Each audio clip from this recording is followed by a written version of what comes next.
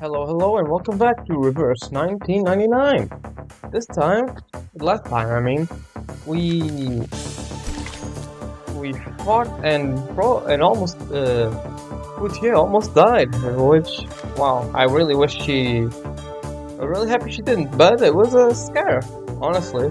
And we found out who the true killer was, the vigilante was, and a lot of things like that. So this just in. Silence and stillness are already at the highest form of alert.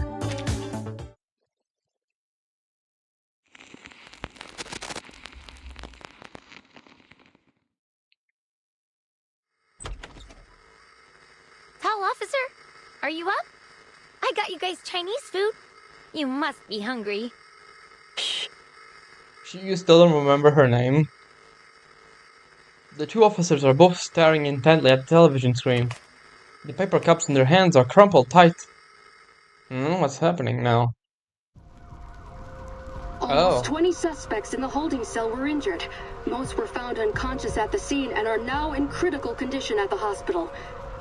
Oh, is she just attacking people at random? The victims include arcane black market dealer Castor and Chicago gang leader Jason the Coyote, both of whom have since been acquitted of their crimes. I see, okay. That's what she's doing. Behind the reporter, thick black smoke billows on the screen. The scene of the car accident. Flames lick the oil spilled on the road, sending waves of searing heat into the air. Cameras out of the way! Out of the way! The ambulance needs to come through! We need banana bags stacked! These people could go into shock! Banana bags? What? Give me a second. What the hell is that? Banana bags. Oh, it's fanny packs. Or maybe not. For some reason the first thing that shows up on Google are fanny packs, but no, they're vitamins, electrolytes, and D-glucose, all in one. Interesting. Like an IV bag, but with vitamins. Interesting. Huh. Oh, my skin! It burns! Help! Help! Whoever you are who did this, just wait and see! I'll tear you apart, you asshole! Okay. Medical personnel shove past journalists as they hurry over to the with the stretcher. The cursing and wailing of the deranged man behind the reporter echo in the background. It sends chills down their spines. The fire is speculated to have been started by a victim of a night piercer attack who displayed signs of mental instability. Okay. At the same time, similar incidents have occurred at the Lieber Street Detention Center and the Chinatown police station. The situations at both sites are similarly concerning. It has been reported that the Division of Arcane Affairs is considering the potential connections between these incidents. The mysterious figure behind the unresolved night piercer attacks remains their top suspect. As with the previous attacks attributed to the night piercer, the victims of these incidents are once again notorious criminals with extensive records. Yeah, it's attacking criminals, However, yeah. in light of the night piercer's escalating criminal activities, support for the figure is dwindling as concerns for safety rise. Yeah, that's usually how it goes. The more extreme your actions are, the more people are scared, the less they support you. In response to ongoing skepticism regarding the lack of resolution of the night piercer case, Deputy Chief Eldon of the Division of Arcane Affairs stated during the press conference that... And you turn off the TV. Okay. Gautier slams the power button on the remote before flicking it aside. She yanks the IV needle. Don't do that. Oh, don't do that. Those needles are long. She yanks the IV needle from her hand and grabs her uniform from the bedside. I pass out for half a day and Chi Shing's already turned the city into her personal playground? Grab your stuff, rookie. We're hitting the road. Gotta find this bitch before she kills someone. Hey, they didn't censor bitch. What? Your feet stuck to the floor or something? Gautier stops only when she notices Liang still sitting motionless. Liang purses her lips, struggling to speak under Gautier's skeptical gaze. Deputy Chief Eldon took us off the case. It was an official order. Okay.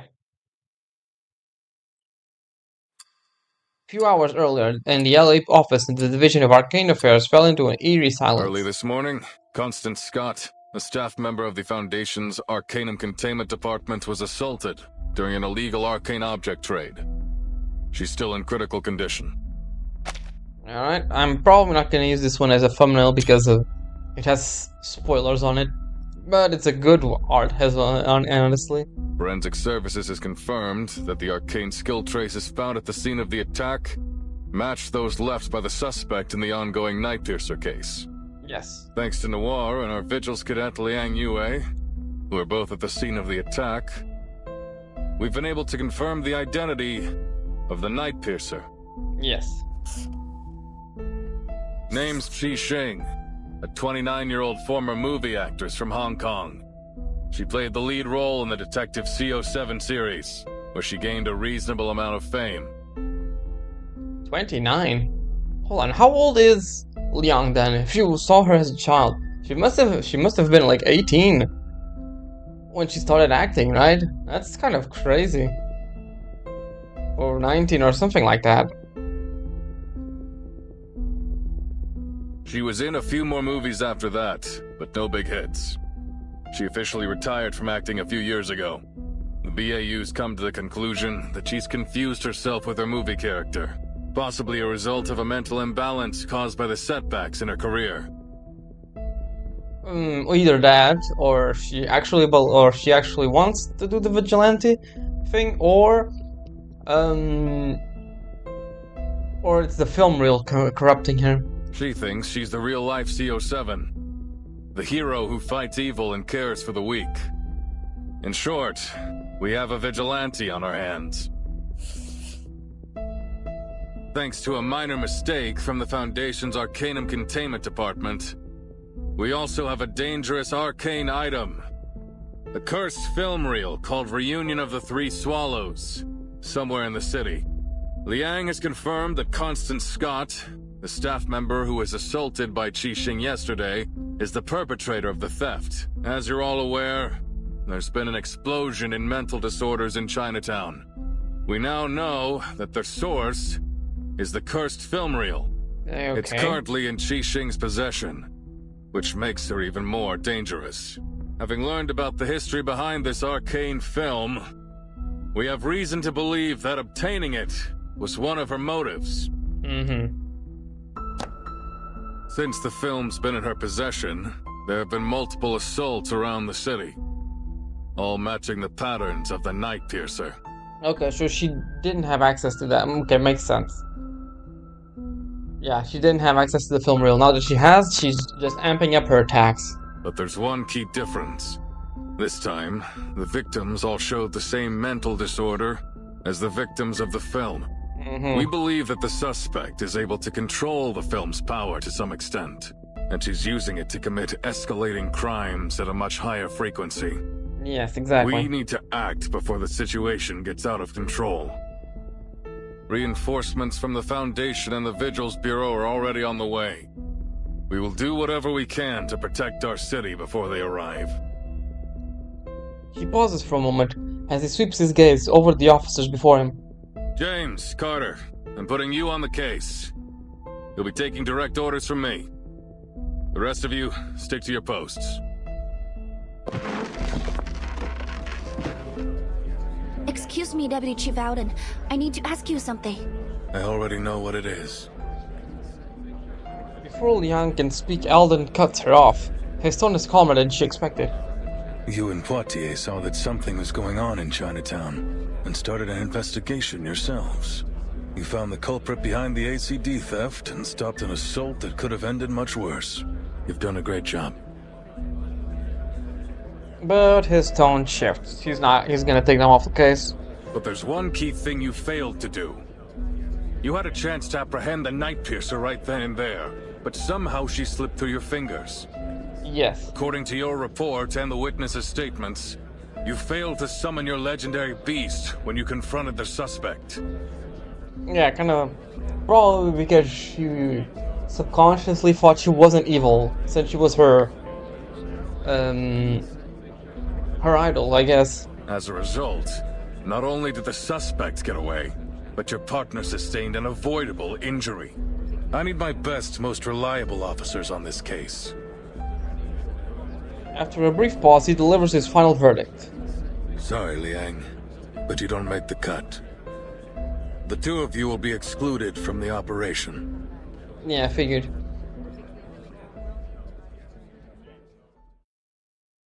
This is bullshit! He can't cut us out! This is our case! They're really not censoring her curses at all. No! We are doing this! Calm down, Miss Putty. Even if you feel fine, the doctor said you had to stay in bed for at least a few days. Girl, you did not just call her potty. The name's Poitier, and I'm fine, okay? Stop trying to... And she fall down. Where did she even get hit? In the chest area or in the lung or something? Facts speak louder than words. Liang gently leads Poitier back onto the bed. This time, Poitier doesn't resist. Damn it. So what went wrong? How come your friend... Tang Leng, was it? Didn't show up?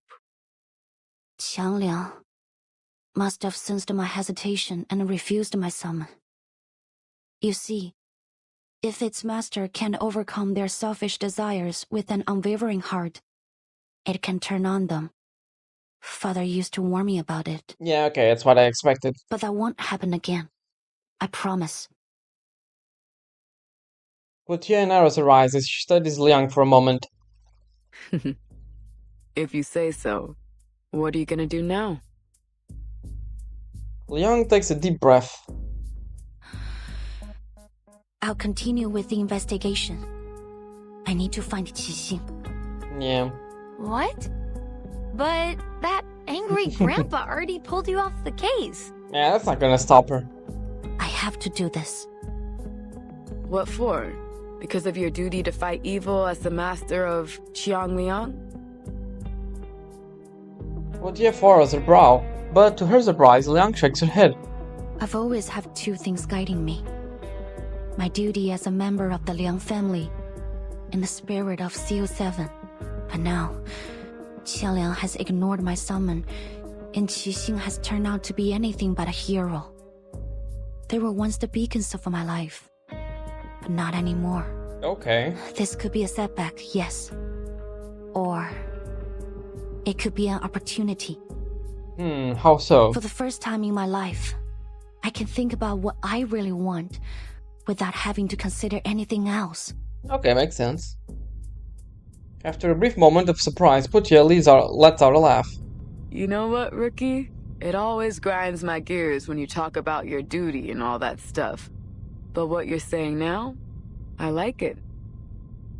Aren't you going to stop me? Why would I? It's our case, isn't it? There's nothing wrong with doing our job. If Eldon bitches about it, just tell him you bumped into the crook when you were strolling around the city. Yeah, complete coincidence. Seriously? Yep. Yeah. Nothing wrong with that, is there? Plausible deniability is your friend here. So what's the game plan, huh? What are you gonna do?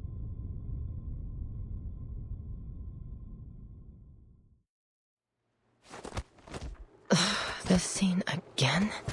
They must have done a dozen takes already, right? Yeah, I'm no movie expert, but even I can tell the actor's nervous as hell. Of course he is.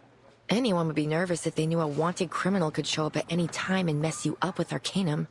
Yeah. Ellen tried to keep the details of the case a secret, but that director from Hong Kong told her crew about it as soon as she came back. I'm not surprised. The two uniformed figures stand in a narrow alley in Chinatown. They came to protect the potential target of an attack noir, but were politely turned away on the grounds of disrupting filming. Now they can only confirm the situation inside the set by peering through the slightly ajar door. I mean, I guess they have the right to know. And to run. Half of the extras got the hell out as fast as they could. And look at the other half. They're too nervous to work. Smart. These guys are smart. Yeah, I would run too. Fuck that. I know. Hey, that's the Vigil's cadet, isn't it? What's she doing here?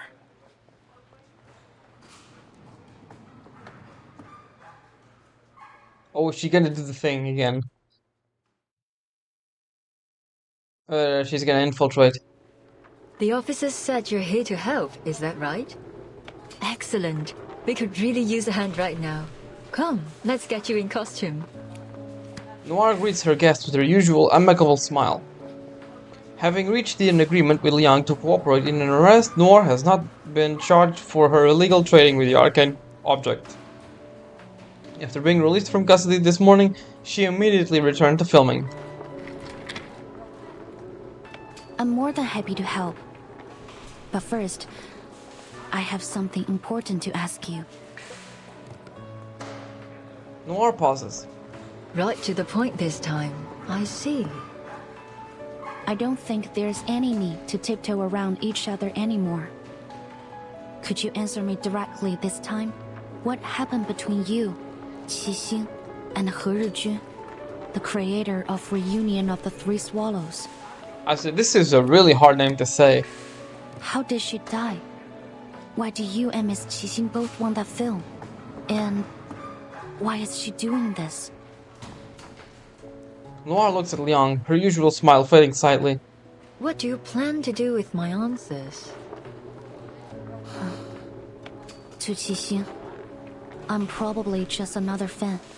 But to me, she and her character mean something. I need to know why. I have to arrest her and find out the truth. Maybe I can still fix things, but Miss Noah, I need your help if I'm going to do it. This time, Liang says exactly what she's thinking. She holds her breath as she awaits Noir's response. You mean you want to know more about her? That's so cute. To peek behind the scenes, learn what really happened behind all the moving magic. I told you it's not a good idea. But she's gonna do it anyway. We create works not just to express ourselves, but to entertain.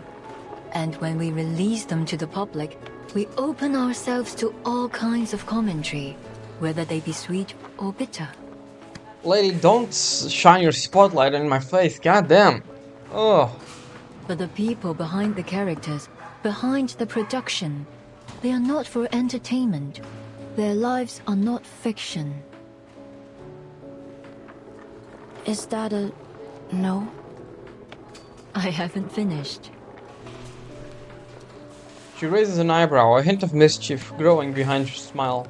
Though I don't advocate trying to cross the line between on and off screen, if we cast aside your relationship as fan and actress and treat you simply as individuals, saying, yes. I want to know more about you sounds rather beautiful. It's touching, really. I'll answer your questions, Miss Liang. Follow me. Alright, let's see what the answers are.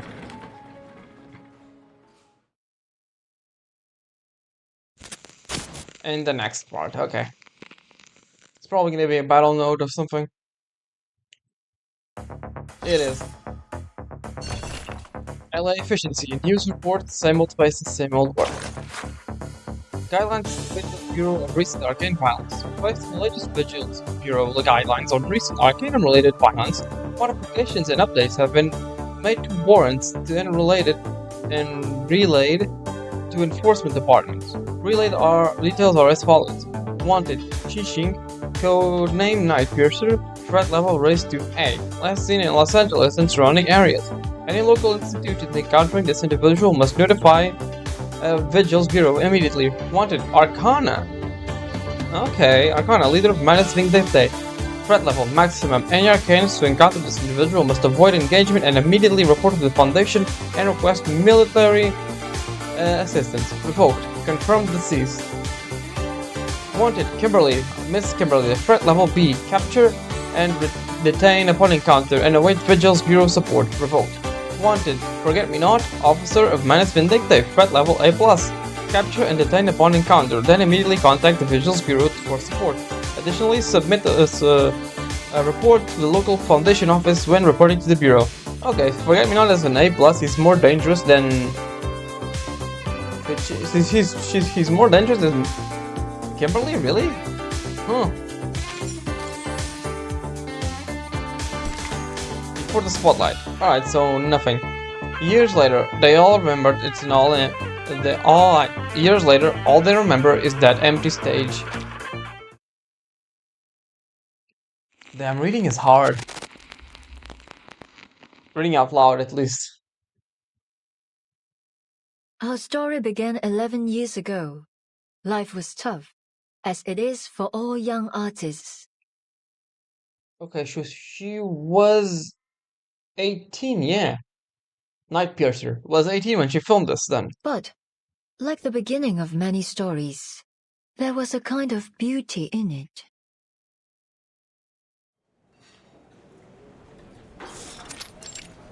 Wang Fu Restaurant. 到一新浪潮導演處女作亮相，胡桃雖然底子極佳，但由於大膽創新過度，導致內容詭異顛覆。即使業內有讚，但大眾實在難以欣賞，最終票房慘淡收場，實屬糊塗。咁我仲有咩好講啊？冇 taste 就係冇 taste。Damn, she looks really good in younger time, and she still has that cut thing. She casually tosses a newspaper onto the table. The loud thud drawing surprised glances from the nearby diners. OK， 要叫好又叫座，有時係要妥協嘅。但係問題係我一向最唔擅長，亦都最唔中意妥協咯。Her little cut thing is cute. Nora？ 係咪 Nora？ 估唔到會咁啱喺度見到你，好耐冇見。Sorry。Teresa， 你點解喺度嘅？你幾時返香港㗎？ Teresa, or as you know her by 何日君, was a dear friend of mine, the scriptwriter of Detective CO7 and the creator of the cursed film Reunion of the Three Swallows.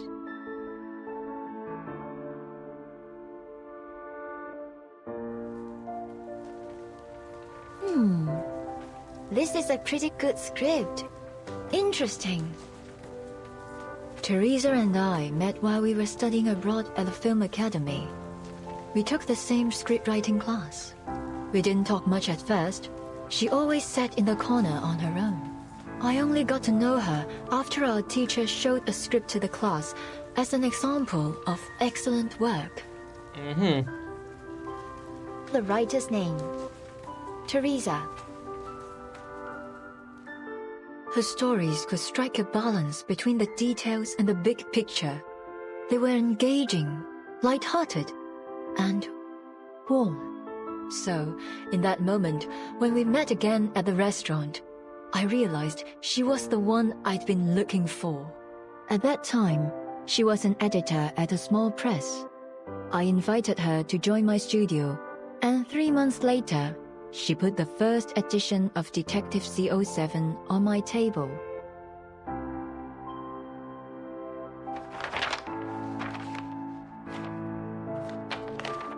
So, 你覺得點啊？你覺得邊度唔夠好嘅話，我都可以改㗎。This is a new background. I don't remember seeing this. Ah, it's cool. 我諗緊主角要揀邊個？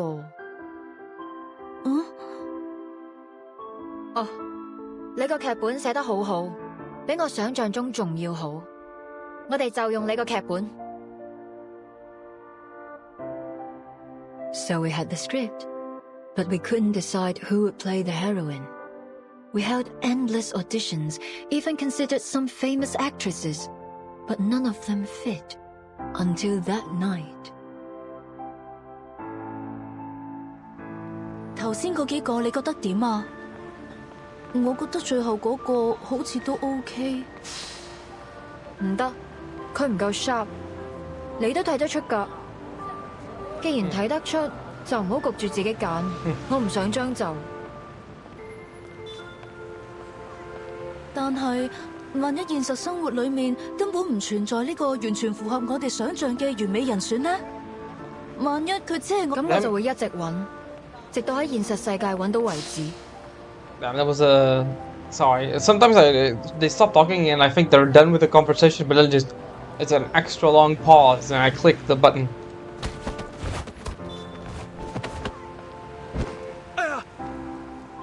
Was she stealing something?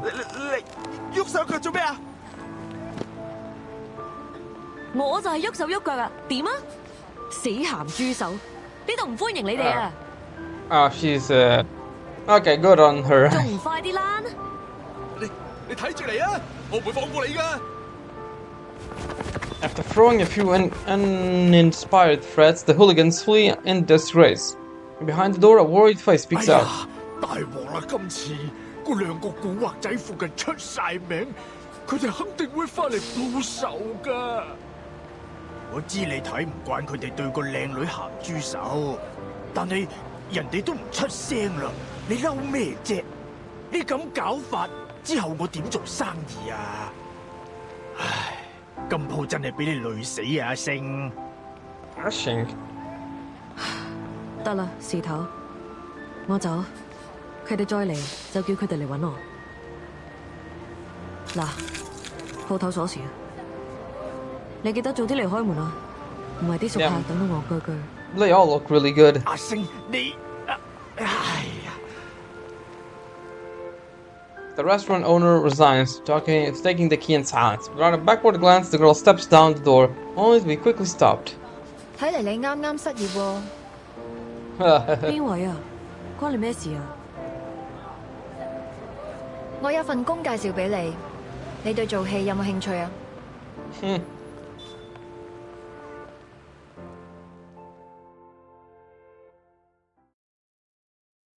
？Ah-Sing was surprised when I made the offer. She said she needed to think about it, so Teresa gave her a copy of the script. The next day, she knocked on our door and took the offer. Later, we learned that Ah-Sing was born into a poor family. Her father was in prison, and her mother had mental issues. She'd been the breadwinner for the family since she was a kid. Oh, okay. Her father's reputation would often get her into trouble, so usually she was either on the way to a job or to a fight. As memory surfaced, Noir lets out a sentimental smile.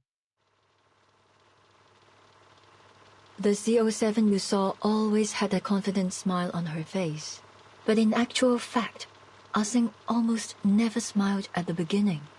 An actor should learn to commit to the moment in front of the camera and come back to reality behind it. But Ah-Sing didn't. Oh, okay. She fell too deep into a character and just stayed like that, I guess. She didn't come back to reality. She's never once stopped playing the role of CO7 since then. 24 hours a day, 7 days a week. She started to smile the way CO7 smiled. She went from brash and reckless to sly and methodical, just like CO7. The deputy chief and the BAU made a mistake. Ah-Sing has not confused herself with her character. She is the character. After all these years in the movie industry, I've seen a lot of actors get carried away by the glitz and glamour of their characters. But Ah-Sing is different. She values CO7 even more than herself. So much so that, ultimately, it eclipsed her own consciousness. What, she made a second... Ooh. She made a second personality, and it took over. Miss Liang, you asked me which rumors about CO7 and the three of us were true. Now I can give you an answer. Most of them were. Oof. Noir maneuvers her wheelchair to the desk, pulls out a file from the bottom drawer, and hands it to Liang. The file is heavy. Liang opens it to find the aged photograph. Is this? It was a photo in the trailer, yeah. It burned up in the trailer. It looks like a golden globe. 3 women posed together. Their identities are obvious. We drew a lot of attention after the release of CO7. Put a magnifying glass up to anyone, and you'll always find imperfections. We were no exception. Ah-Sing was as stubborn and uncompromising as I was. When we disagreed, it would blow up into a huge argument, neither one of us giving in to the other. Poor Teresa was always caught in the middle. I was too young, too bullheaded, to realize the consequences that this might cause. I tore a path forward, often ignoring the people around me. Teresa, on the other hand, was kind-hearted, perhaps too much so. She never got angry, no matter what people said. She just bottled it up inside and let it eat away at her. Noir gazes at smiling faces on the photo, her expression tinged with nostalgia and the faintest hint of sorrow. She didn't like taking photos. She was self-conscious about her appearance, so we only have a few together. Oh yeah, I can relate to that. I also don't like photos, showing up in photos and videos and things like that. This one was taken when we were shooting CO7 too. We were so close back then. Of course, we knew we'd have to part ways eventually, but we didn't concern ourselves with that. Even then, our shortcomings had started to hurt our relationship. But by the time we realized it, the damage had been done. Yeah. 唔得，呢個結局太離譜啦！思玲真唔會咁做㗎。Oh, okay. Now I'm starting to understand a bit more. She basically became CO7, but then when they started making the third movie, which they apparently changed something to be more depressing, I can see the conflict in this. Yeah. When we were making CO7-3, Ah-Seng was up in arms about the ending. In the sequence, CO7 tracks a criminal through a Shehua parade, hoping to finish him off herself. But when she finds him sitting at home with his family, she changes her mind. Ah-Seng didn't like it. She said that CO7 would punish the villain for what he's done, that she would never change her mind. We had countless arguments over this ending, and of course, we never reached a conclusion. Yeah. 得啦得啦，到此為止。我哋咁嘈落去都冇意義。我有個提議。What was the So idea? I cheated. What did you Were do? I in the same position now, I'd solve the problem more delicately. But I was a jerk back then. The only thing that mattered was the movie. I couldn't care less about what people thought, including my heroine. What did you I asked do? Teresa to write an alternative ending, and told Ah-Seng that we'd shoot both endings and pick the better one together. But you didn't do it. She agreed. But you didn't keep your word. You released the movie with the original ending. It turned out to be very popular, but Ah-Seng saw it as a betrayal. Ah, stop that. At the premiere, she announced she was quitting the new art company that the three of us had founded together. I Yeah, didn't figured. stop her. Teresa tried to mend our relationship, like she always did. But it was a step too far this time, was it? 我寫咗個新劇本，唔係C07續作，係全新嘅故仔啊！如果你哋覺得有意思嘅話，我哋下一部戲可以拍佢啊！我自己拍咗部片花，雖然好簡單，可能拍得唔係幾好，但係可以嘅話，我哋一齊睇啊！ Sizzle Reel. Sizzle Reels are short promotional videos, also known as demo reels, highlight reels, show reels, promo videos, pitch tapes, or teasers. Okay, it's a showcase. Okay, that's interesting. It was her proof of concept for reunion of the Three Swallows. I I see. knew Teresa had always wanted to put an end to the CO7 series and write something she was really passionate about. Perhaps she thought a new story would help Ah-Seng move away from CO7 and become herself again. I think it was a bit too far at this point. Unfortunately, when she came to show us the script, Ah-Seng and I were in the middle of a fight. Okay. 唔使啦，我唔會再同你哋拍戲。阿星，等陣啊！ Ah-Seng had always been kind to Teresa, but on that day, she pushed her out of the doorway and stormed off. While well, as I said, I was a jerk. I flipped through her script, and a flurry of harsh words left my mouth. 點解仲係上次嗰個類型㗎？我咪講咗咯，呢種故事唔啱你寫啊！ script along with the reel is shoved back into fuck. In the end, neither Ah-Seng nor I cared enough to watch Teresa's sizzle reel, even though she tried so hard to present it to us. To her hands without a second glance, okay. That was the last time we saw Teresa. Mm-hmm. That fire. Yes, that's why I'd pay any price to get that film. Her script was burned to ashes in the fire.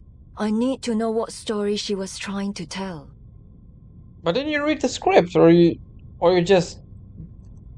You did read the script, I guess. You do know what the story is, right? I suppose Ah-Seng feels the same.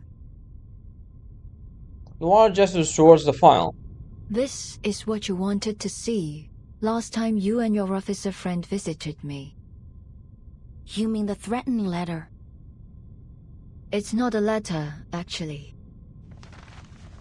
Liang sets down the photo and pulls out the remaining contents of the file. It's an aged script. It's covered yellow by time. As she flips through familiar lines of dialogue meet her eye, in an instant she recognizes the significance of what she's holding. It's the script of Detective 071. The original. The one Teresa handed to Ah-Seng all those years ago. Liang never imagined that one day she would be holding the origin of the very film that inspired her as a child. There is no doubt. Qixing must have returned it to Noir. But why? What does this mean? She continues to flip through until her finger meets an object tucked between the pages. Is this a poster of the Shehuo parade? Oh, right. It's almost time for the Dushuo festival. With everything going on these days, I almost forgot. Liang's expression suddenly shifts. Wait, is Miss Qixing going to...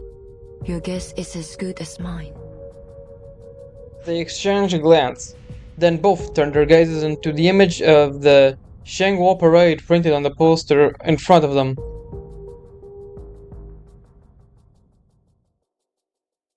Yep, that's what's gonna happen. She's gonna attack in that one. In that festival.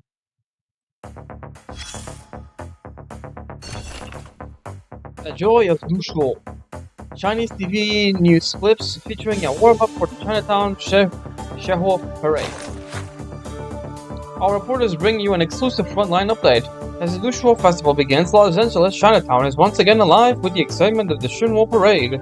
Humans and arcanists will soon come together to pray for a year of peace and prosperity. We are currently in the Chinatown Community Center, which houses 12 sacred arcane idols, marking the starting point of the parade. We're fortunate to be interviewing Principal Huang, who is this year's summoning official. Principal Huang, could you tell us about the role in the festival? The summoning official is responsible for reciting the summoning rites and inviting the idols. After lunch, the rotating god of Shetia, oh my god, I'm so sorry, will be placed on the palanquin.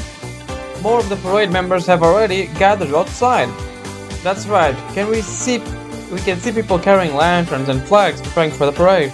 Principal Huang, what's the large animal statue over there? That's a Lushu, a Xiangrui. Oh, I'm so sorry. I don't know if I'm saying this correctly.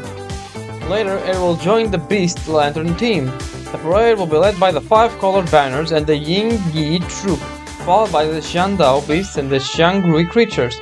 Quite a spectacle. The Xiandao beasts are those legendary creatures said to ward off evil plagues. Exactly. During the plague banishing segment, General Tianno will shout the command, and 3 young men wearing Xiandao beast masks will sing the plague banishing song, imitating the beast to drive out evil. The musicians will accompany them with gongs and drums.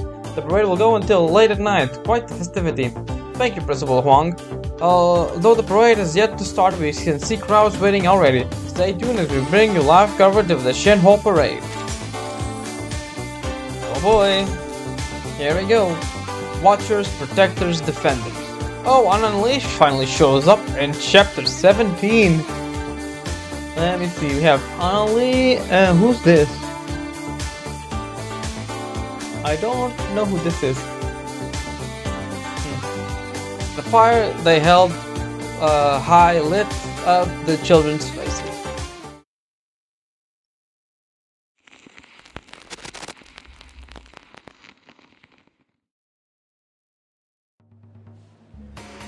Wow! Look at all these people! Oh, we should have come earlier. I can hardly see a thing from here. Again, cute art. Also, it's a festival.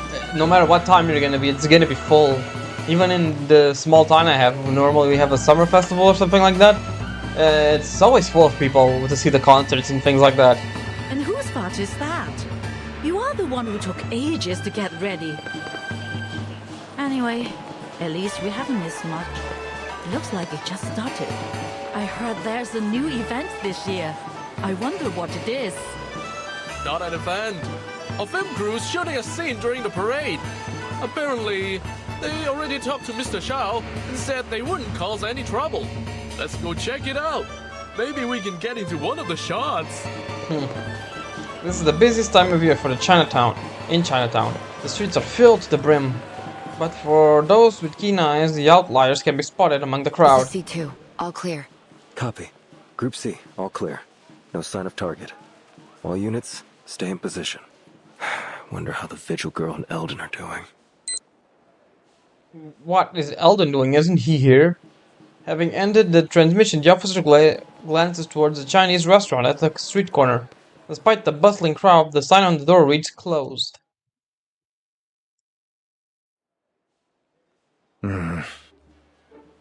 What are you doing, Eldon? Do I really have to go outside like this? Are you going in disguise in the dancing line? Or something like that? Deputy Chief Eldon stands awkwardly in front of the mirror as he stares at the brightly colored traditional outfit he's adorned in.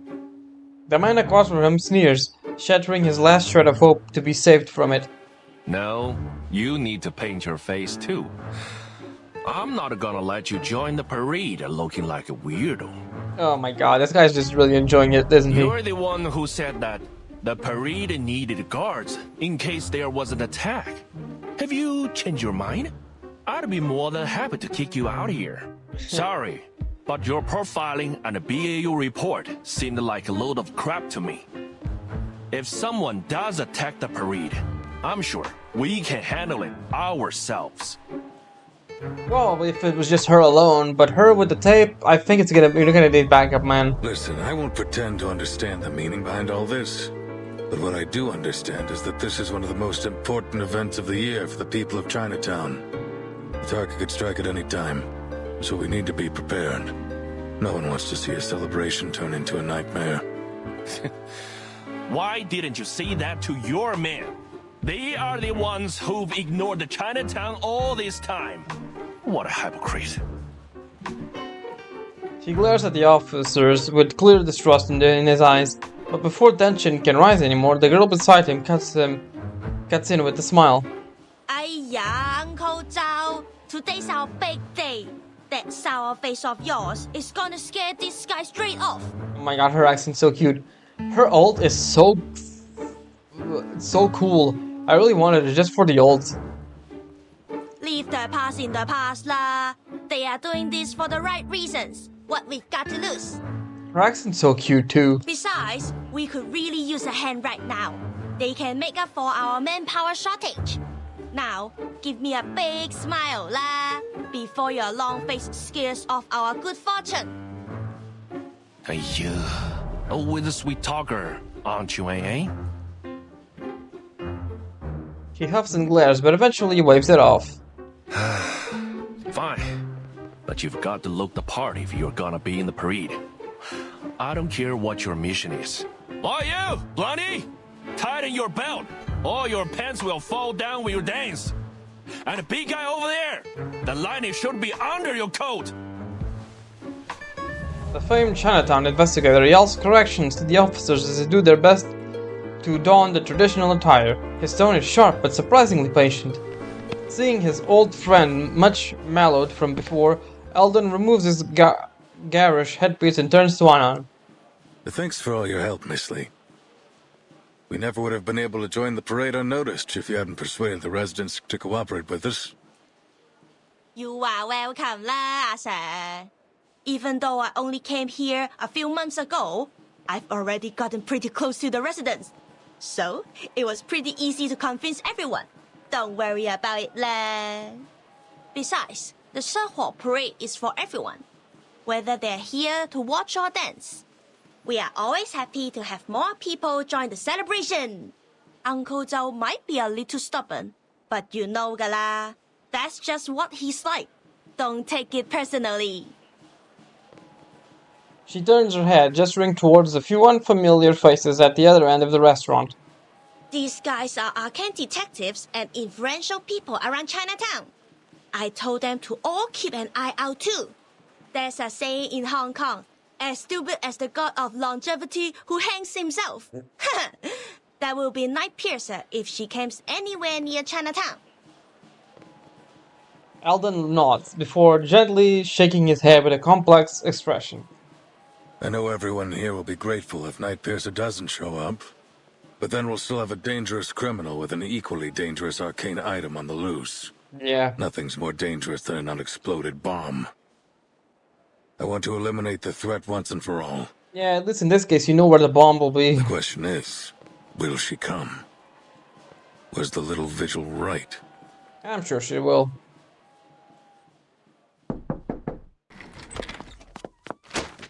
Late last night, Liang knocked on Eldon's office. She had returned from her morning rejection with renewed determination. The Shehua parade, sir. At that time, the Division of Arcane Affairs was still brightly lit, with most officers racking their brains to track down Qixing without success. That was when Liang had stormed in with her important collaborator, ignoring the puzzled glances from her colleagues, and slammed a thick stack of reports onto his desk. Miss Noah isn't like any of Qixing's previous targets. She's much more important. Miss Qixing still can't accept the way Miss Noah ended Detective CO73. That's her motive. The ending consists of two major elements, the Shehua parade and the villain who should have been punished. She now sees Noah as that villain, and she's going to attack her at the coming Shehua parade. That will be our chance to arrest her. The Shehua parade? Do you have any idea what you're suggesting? The sheer thickness of the report is intimidating. Eldon skims through it before casting a questioning look on the unexpected visitor Liang has dragged in. The visitor nods. Don't worry, sir. I'd be happy to cooperate. As bait.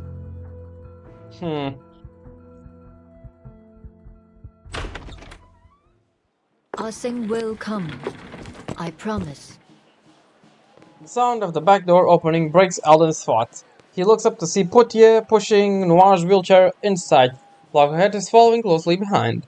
As far as I can remember, she's never been late to anything. Chief, why aren't you dressed up? I've been looking forward to it all day. No. Wow, so many people. I'll make sure I capture some great memories of this. Noir remains in her usual unruffled self, while Poitier teases her colleagues, and Loggerhead eagerly looks around. Eldon sighs and rubs his forehead. I understand that the festival atmosphere is exciting, but you ladies need to remember that we're not here to celebrate. There's a tough fight ahead of us. I'm sure it's not going to be all that difficult. Poitier, you sure you're healed up? Of course, Chief. You've approved my participation in this operation. It's too late to take it back now. Eldon looks her over. Clearly she's alive and well, but he still carries a concern on his face. Eventually, he sighs and nods. What about Miss Latham? You've been proven innocent, and I heard the Foundation told you to await orders. There's no reason for you to be here. Eldon's words draw everyone's attention to Loggerhead. Her head twitches slightly. Yeah, but it'd be weird to stay in my room alone when everyone's out here. Don't you think? A little bit, yeah. Anyway, I'm waiting for Scott to wake up from her coma. I want to ask her why she stole from the Foundation and pinned it on me. I need to know what she thinks about me and our friendship. I still wonder if that's her true feelings or if she was influenced by the real. If I let you guys do all the work while I just wait in my room, I won't be able to question her without feeling insecure. I know I might not be all that helpful, but I'll do everything I can. Don't worry, Loggerhead, I'll use you in the next battle. The camera lens almost seems to flash with some resembling a plea. Miss Latham's being modest. As a staff member of the Arcanum Containment Department, she knows how to deal with that film reel better than any of us. She may forget things, but she still has a wealth of knowledge. Her experience might just make the difference between failure and success. All right. You've got a point. Miss Latham, thanks for lending us your expertise. Eldon finally nods. Loggerhead lights up. Great! Just leave it to me. I can deal with the film. I've rewatched all my related memories, so I remember every detail, even down to the scratches on its surface. Good to know. With Loggerheads officially permitted to join, the final member of the operation team is the last to arrive.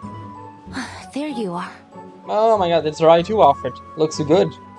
Everyone was gone when I left the changing room. I thought something was... What's wrong? Wow, the costume fits you so well. Fancy, whoa. It doesn't even look like a costume. Much fancier than that. You are like the best parade dancer I've ever seen. There's no way the Night Piercer will spot you. Look at her, Uncle Zhou. So cool, huh? The Chinatown investigator scrutinizes Liang from head to toe before letting out a derisive snort. Is that the Liang's family ritual dress? Let me see. Good. You're wearing it right. Nice to know that at least some kids remember their traditions. You better not dishonor your family wearing this, kid. My thoughts exactly. Really? Everything's in place. You sure you can perform this time, Vigil? I don't want a repeat of last time. Oh, okay, in that sense. Okay, yeah, got it. The outback's empty. Show us what you got. He gestures to the officers monitoring them to line up before Liang. Each officer stands tall and imposing, forming what feels like a solid wall before Liang, refusing to shy away. She squares her shoulders and meets their gaze head-on. Yes, sir. I will prove myself to you. Okay, this is what the battle is in this one. A training session. Let's see. Deputy Chief Eldon. The chief reluctant to dress up. A festive and brightly colored costume and a brown onlooker. And a crowd of onlookers waiting for a show. This makes even the usual decisive that the chief hesitant. Poutier, a qualified instructor. Though the process has been far too from smooth, she has acknowledged the young Vigil recruit was more than capable, but now comes the final test. And the normal, an officer, yeah, competent. Okay. Mineral. Okay, what is Loggerhead? She's bland. That's fine. A location shoot? I'm coming. What is she? She is the heal, defense, support. Okay, in that case, I'm just gonna put Babel. Excuse me. I'm sorry. Alright, let's go. Crowded here. Can we use the camera dolly this time? I didn't bring any tissues, princess, so if you start crying, you'll have to wipe your nose on your new uniform. Alright, let's see if I'm up against a powerless little girl or a real challenger. Understood, sir. I will go easy on you. Okay, let's see what this does. Target, counter, glance, memory, replay. Okay, let's go there. Must see, and this one. I don't remember having a reason to worry. Zoom in. Start running. The music's very good, oh man. But she is the healer, so I have to take her first. Agreed. A pause. Huh. Very well. Have I startled you? Oh, she's really fragile. You will pay for this. I hope you like it. Let me take my mask down. Close your eyes. It will all be over soon.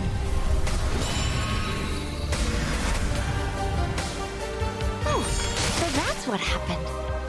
Walking dream.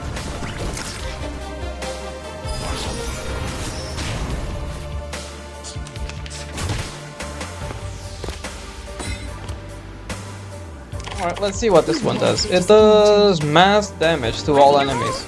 Okay, let's see it. That was certainly a choice. We are the master and maven of the place. Behold! This camera that will record the world!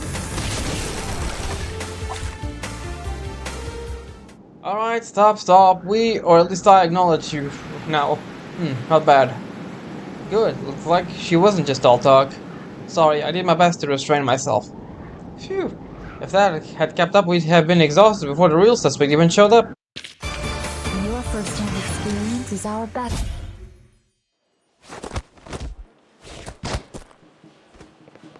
After several rounds of trials, Liang remained standing, her expression firm and determined, her gaze burning with resolve. Satisfied, Eldon nods. Looks like I've got nothing to worry about. You ready, kid? He rolls up his sleeve and checks the time on his watch. Parade's starting soon. I'll go get dressed. The rest of you... I need to talk to Miss Liang. Could you give us a moment? Don't be late. Poitier glances at them before following the others back inside. The alley suddenly feels empty. Liang awaits quietly for Noir to speak, but she never does. She simply stares at the distant light, as if the revelry and noise belong to another world. Eventually, Liang can wait no longer. Why me, Miss Noah? And we're gonna end there. Okay, next one is the final big battle, so let's see what's up with that one. Or not, it's the one after this, never mind. The law of causation. The fruit taken must be returned to their branches.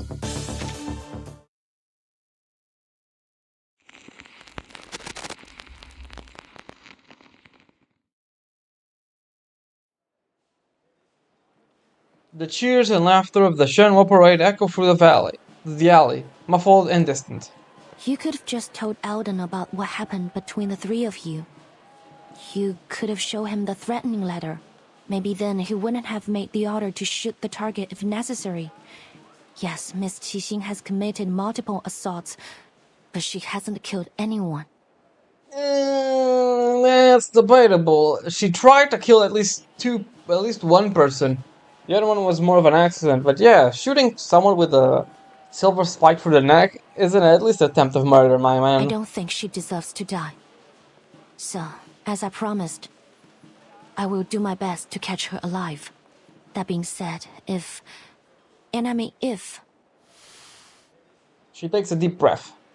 If drastic measures have to be taken, I will not hesitate. Liang's final words are anything but polite. She holds her breath as she waits Noir's response. After a brief silence, Noir speaks. Ah-Sing was a good actress.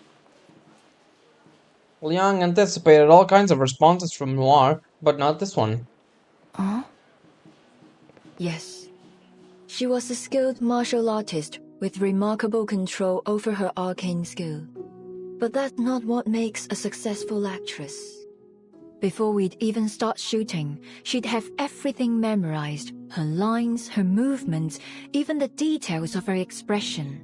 She'd take as many shots as were necessary to get the scene right. As you know, I was a perfectionist, always taking it too far. Many of my crew quit halfway through my projects. Yeah, I can see being frustrated working with a boss like her. Even Teresa struggled sometimes. She told me more than once that she couldn't do it anymore. Only Ah-Sing could keep up with my pace. In fact, she'd often be a few steps ahead. Because she shared my vision. That drive for something better, no matter the cost. She was a good actress indeed. God damn, every CG in this game is just beautiful. Look at this. The lighting, the expressions, the texturing. I know that we'll probably never be partners again, but I still don't want her to be treated like this. In Liang's memories, Noir was always smiling. Sometimes friendly, sometimes distant, with the mischievousness of a child or the cunning and unyielding pride of a woman in total control. But at this moment, when she turns her head, there is no smile. What burns quietly in her eyes is something akin to rage. You said you were going to figure out the truth. Well, it seems you and I agree that things aren't as simple as they appear. The Arcanum Containment Department's security system should be almost unbreakable. So how is it that Miss Scott, a regular staff member with no special skills, managed to break through it? And why was she selected to go after Miss Latham? What was she about to say before that needle pierced her neck? Ah Sing's actions don't make sense either. After all these years, why has she decided to take revenge now? Is it because she found the film? Do you think she's being controlled? Like Scott? When Scott was being controlled, it had purple things around the edge of the screen. It looked like a mana spell. So, who knows? There are simply far too many coincidences. If one of my writers wrote a script like this, they'd be fired on the spot. You mean there's something else going on behind all this? Noir gives her a look of approval. The scene has been staged. I can feel it. The lights, the cameras, the cast, they're all in position. And when the clapperboard claps, the movie will begin. And this time, I'm not sitting behind the camera, but in front of it. Yeah. Miss Liang, I've been holding back. I apologize for that. Okay. I hadn't figured out which role you'd play in this movie. If you're saying this to try to get me to talk about the behind the scenes of my life, I'm afraid you'll be disappointed. No, she wants you to be the main star. No, of course not. You got me wrong. She waves a hand dismissively, her expression light, but her eyes still blazing. I'm a director. I don't act in movies made by others. Ah Sing, Miss Latham, Miss Scott. The camera's focused on them too. But none of us know where the story will go. Something stirs in Liang's chest. You mean Miss Qixing's being manipulated? I've considered that possibility, but who's the one behind the camera? What do they want? All I know is that if Ah Sing continues down this path, there will be no happy ending for her. I understand that she's trying to reach something she's always strived for, but whoever's orchestrating this won't let her get it. I've done that to her before, and it was a huge mistake. I won't let that happen again. What are you going to do? Noir smiles. Since coming to Hollywood, there's one thing I found difficult to accept. What's The that? producers always stick to the script. They're obsessed with it. Changes are incredibly rare. But that's not how we do it in Hong Kong. The script's finished, and so what? Things will always come up during shooting. You have to be flexible if you want to make truly great art. Yeah, okay, I If can get behind a moment that. of inspiration were to strike me and I weren't allowed to add it to the movie, then you may as well just kill me there. Liang takes a moment to understand all this. You want to change the script? Precisely. But we have a small issue. Noir gestures to her legs resting on the wheelchair. As you can see, I'm not exactly ready to jump to my feet and into the action. I'm better at working behind the camera than I am in front of it. They need a star. So, I need a protagonist. That. One who's as eager as I am to change the script and find that perfect ending. Are you interested? She reaches a hand out to Liang. It would be an honor. cool. And Leon takes it on her own. Attention please. Noir will be shooting a movie during the Shahua parade as planned. Let's go over the plan one more time. Group A will hide among the cast. Group B, cameramen. And Group C, you're in the crowd. Once Xixing appears, close in and arrest her as soon as possible. Got it. They're all set too. Good. Everyone, take your positions.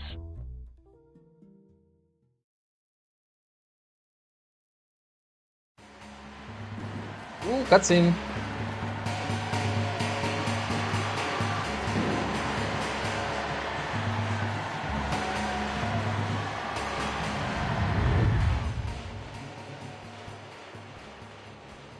All right, Noir. The time has come. This will be our final scene.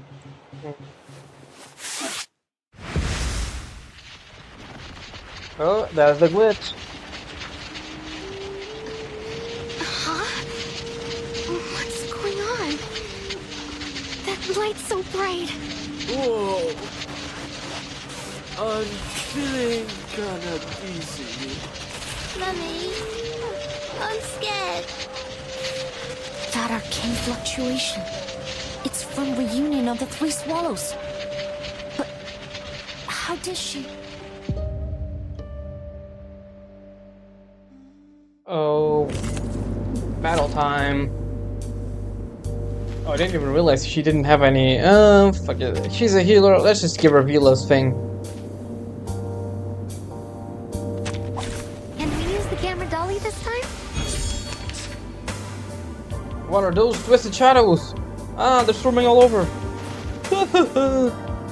Don't be afraid, child. Here, stand behind me. Stay calm, everyone. This is just a new parade performance. Okay. Counter, buff, and debuff. I can't relax. I've got it in the loop.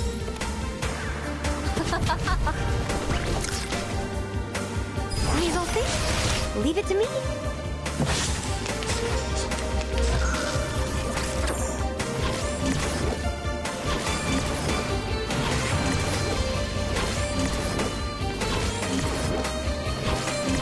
God damn, these guys attack so much. Let me check my rails first. Agreed. I might have done that in the wrong order, but who cares? This battle is easy. So sorries. Our victory comes in a tide of blood.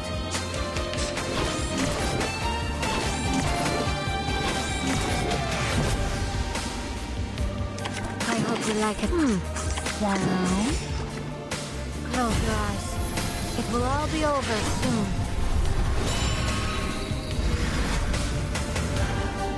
Trust me, it won't hurt. Long ammunition and occasional And the follow-up engine. Yep, there we go. I can feel it. The source of these malevolent spirits is nearby. Wait, is that Kaching? Your first-hand experience is our best. The lights on either side of the street blur, polluting the night sky, turning it into a swirling mess. It's as everything in sight has been tossed into a painter's palette and smeared and blended. All definitions have been lost. What's happening? Is this part of the parade? How'd they do that? Special effects, lady, don't worry about it. Wait! What's this? Special effects, don't worry about it, keep going, nothing to see here. Get back. A young officer rushes forward, positioning herself between the unknown monster and the Chinatown residents.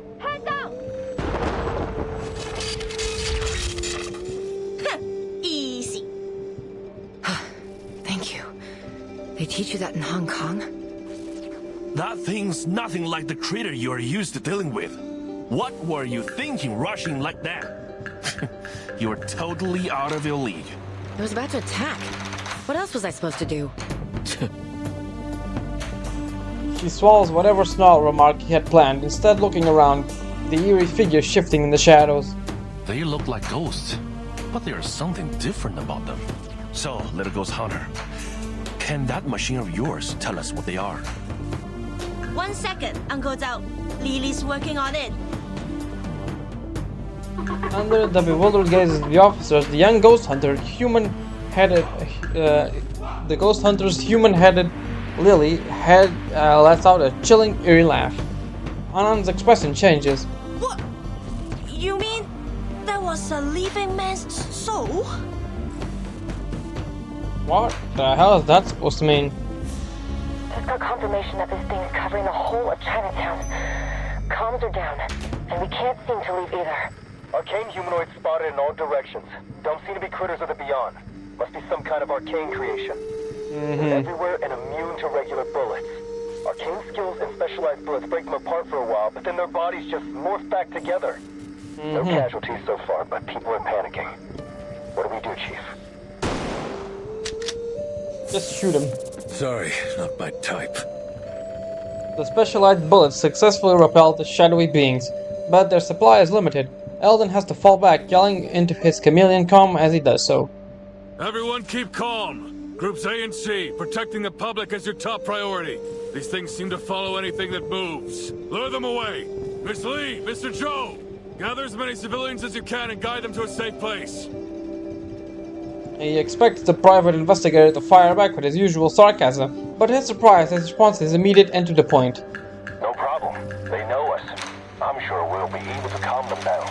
Yeah, it makes sense for him to calm them. They are special effects. They all know that a movie was being shot here. That should help. At least long enough to get them to safety.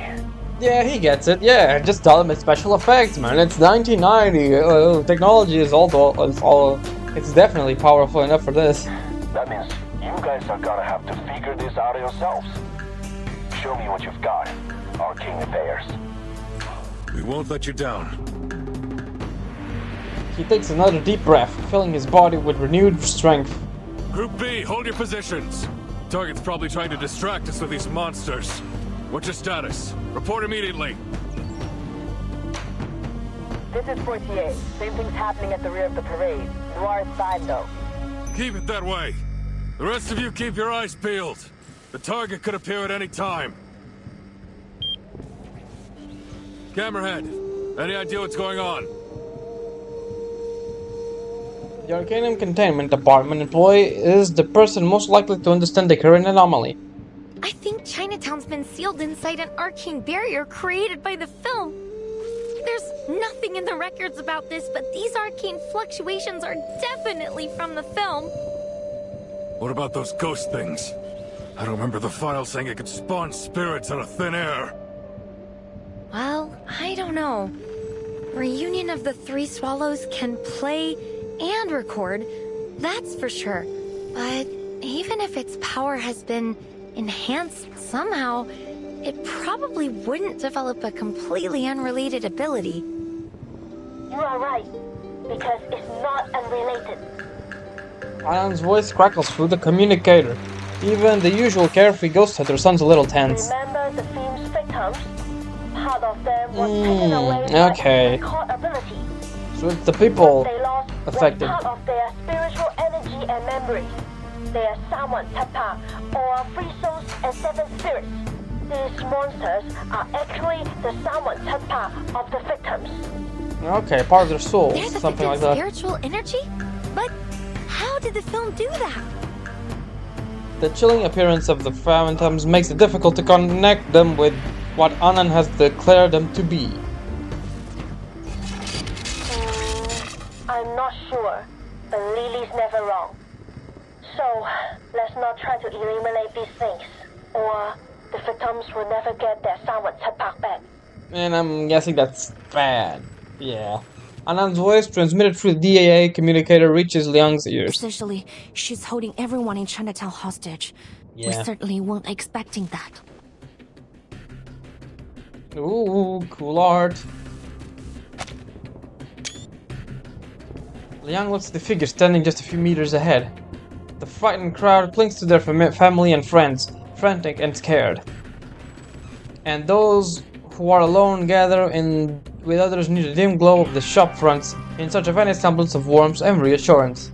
They have no way of knowing that the one responsible for all this is standing a few steps away. I didn't want it to come to this. This was between me and Noir. But you just couldn't leave it alone, could you? So here we are. Here we are indeed. Sounds like you already know what this film reel is capable of. Good. Saves me the trouble of explaining it. Now, bring me Noir. Alright, let's see what the actual boss fight is. To be continued. Let me see the time. It has been an hour and 15 minutes. We can finish this in a bit. Truthful exchange. People can't resist sharing their hearts with strangers. You know, I've shared many stories with you. Why don't you tell me one of yours? Directors are always on the lookout for good material. I'm curious about your past. They say you're a once-in-a-generation talent, the one who summoned Xiangliang, the Xianjiao beast, that hasn't answered the Liang family call in 300 years. That was just an old misunderstanding. Oh? The day I summoned Xiangliang, I learned its name and glimpsed at its memories. Centuries ago, Xiangliang was gravely injured during its last summoning, and has been recovering ever since. That's why it hasn't answered the Liang's family call. I just happened to summon it when I was finally healed. My family thought Xiangliang chose me, so they placed high expectations on me. Oh, that's just sad. But I'm not chosen one, I was just lucky. Does your family know about this? No, I never told them. I didn't want to disappoint them. Oh, that's kinda sad. Alright, false dilemma. Between what people see and what they judge.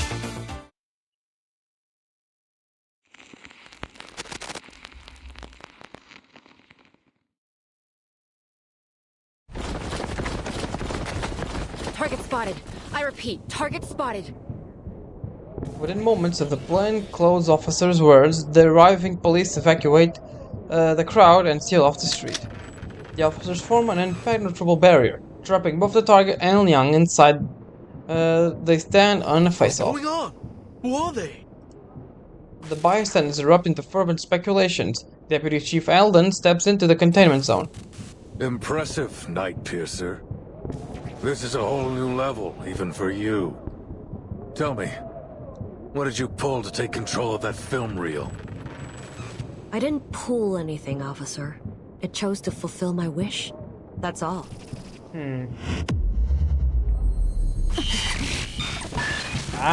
Stop that.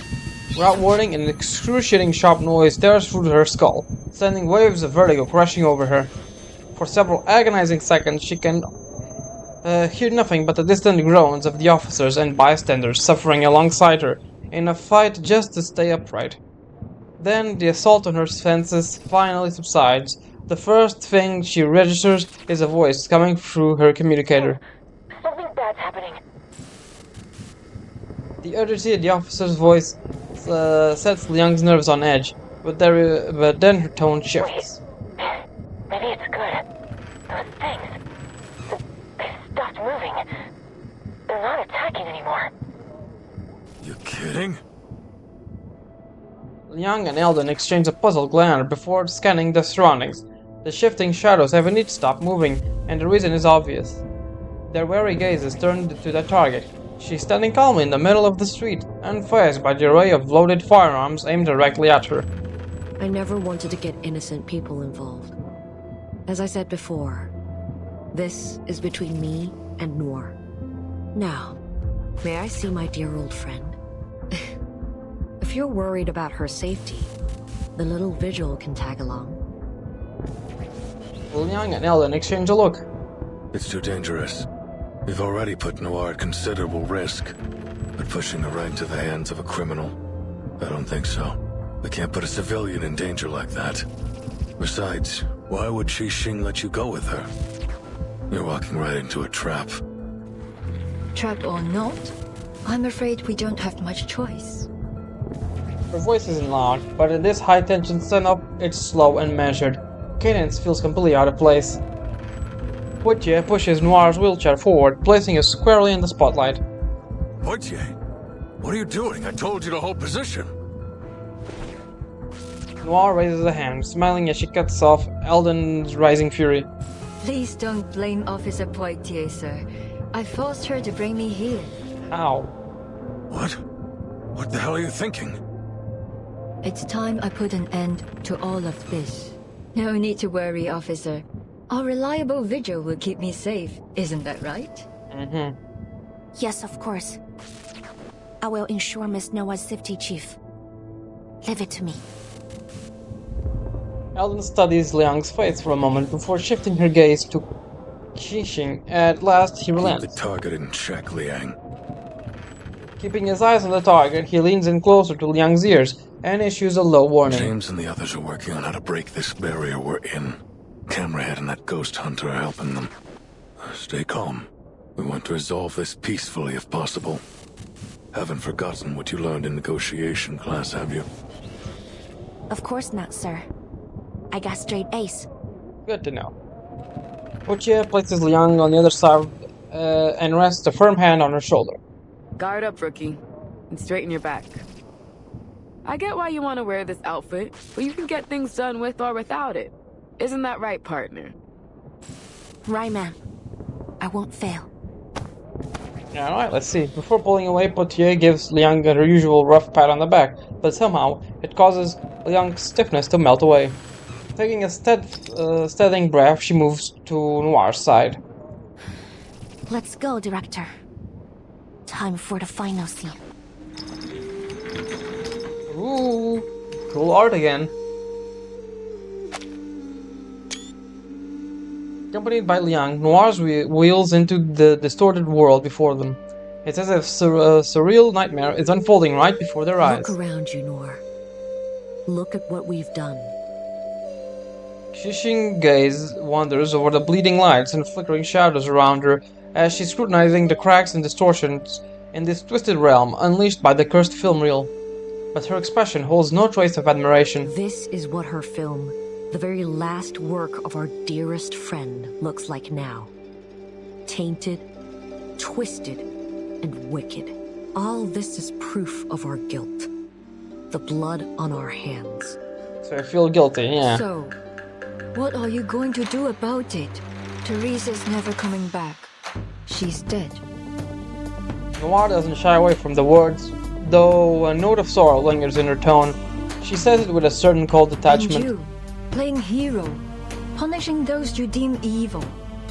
Does that make you feel better? You kill me and then what? Kill yourself?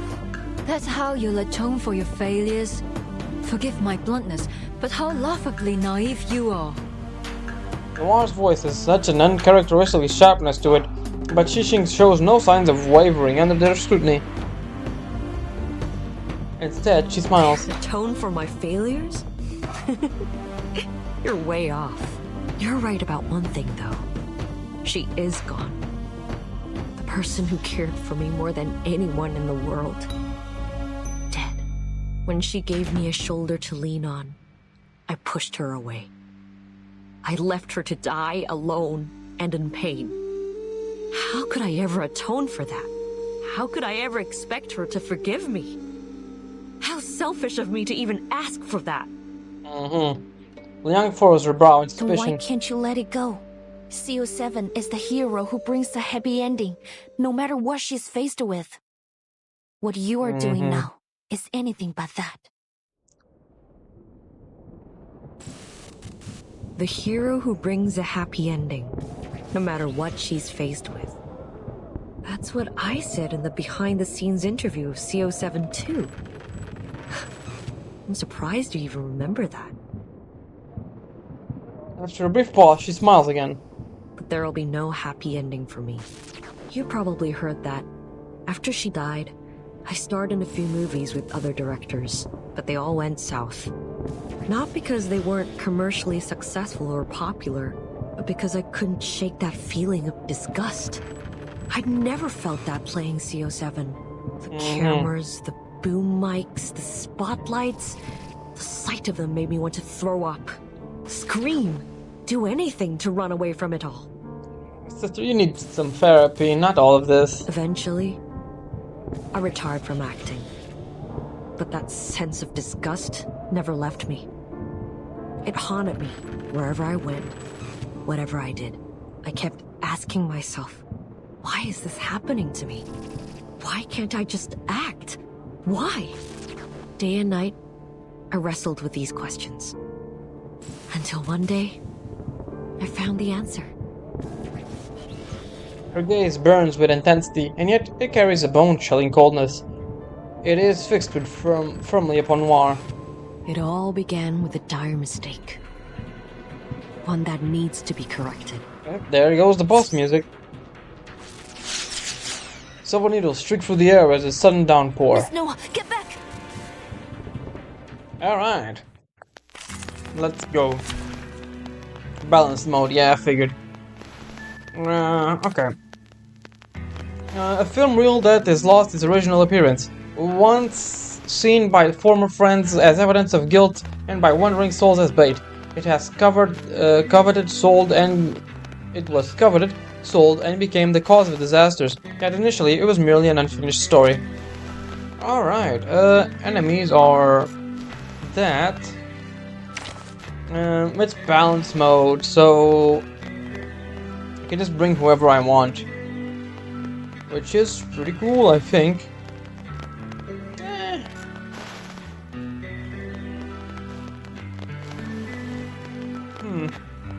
Let's see, intelligence characters.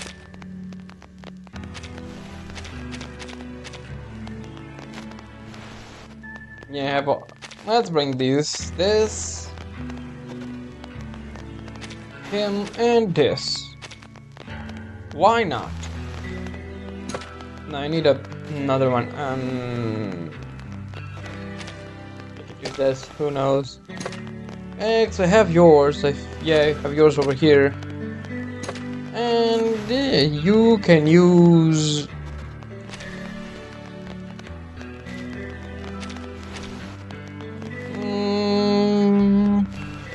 Which one do you use?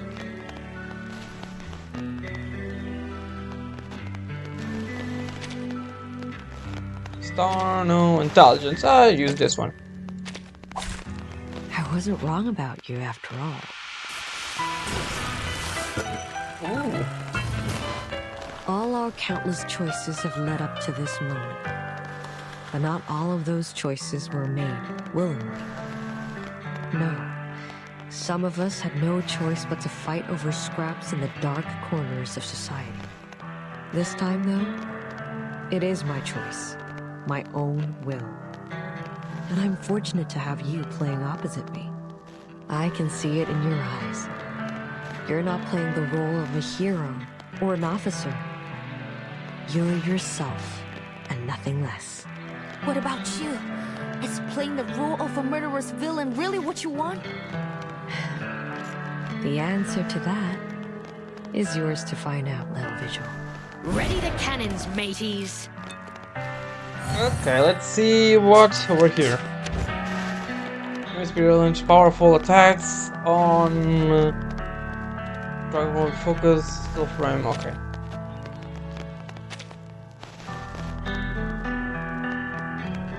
Okay. Let's buff her up. Wow. Let's see some hustle. Charging. We walk in long nights. Whoops. An accident. Avast, matey. Target confirmed.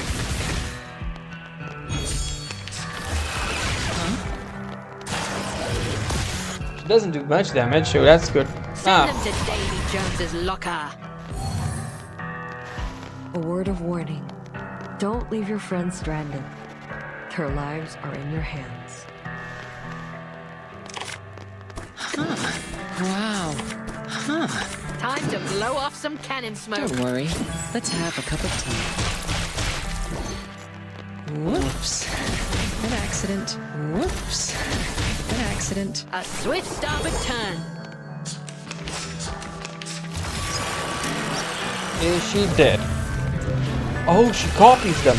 That's what happens. Fire, fire, fire!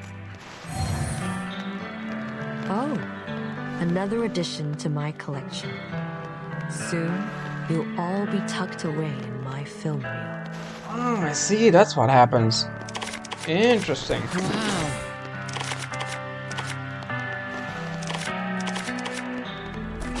Interesting. The moment of silence.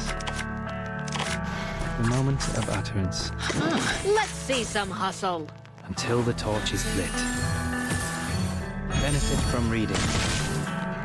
Pitch. Easy job. Avast, matey. Hey, you will be sorry. My apologies. Don't beat me. Hey, you will be sorry. What the?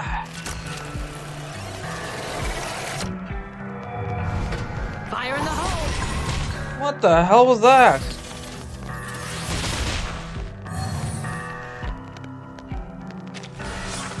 That was crazy.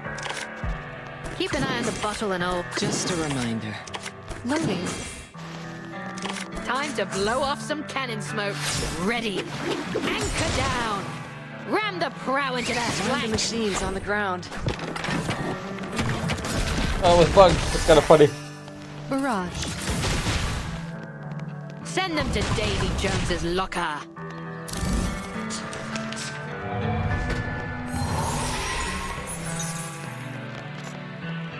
All right.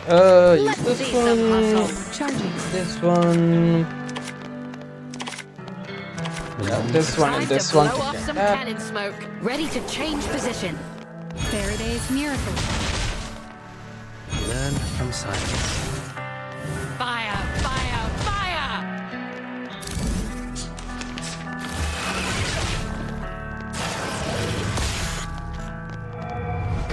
Fire in the hole! He does absolutely zero damage. It's kind of sad, honestly.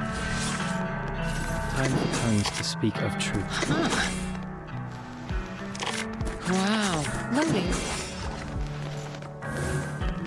The scale of your soul has tilted. The balance needs to be restored. Damn. I've been waiting for this. Get the camera rolling more. At last I'll get the ending I always wanted. Looks like there's no stopping you. In that case, I'll make you stop. Please live up to my expectations, Con. Don't worry. Let's have a cup of tea. Target confirmed. And of course, Lucy.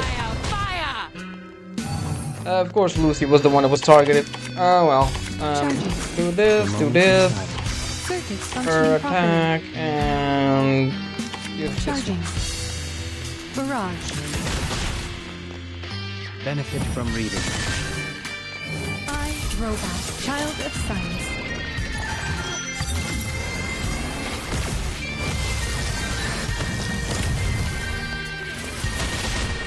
Eliminate target.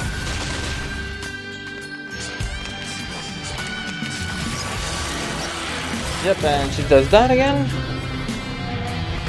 Send them to Davy Jones's locker. Alright, it's fine. Keep an eye on the bottle and old Captain, and let's see some.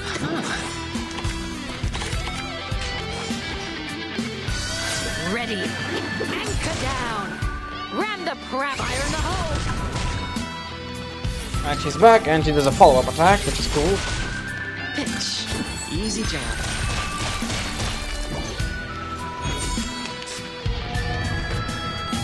And we end this with a cannonball. Time to blow off some cannon smoke. The moment. Loading. Wow.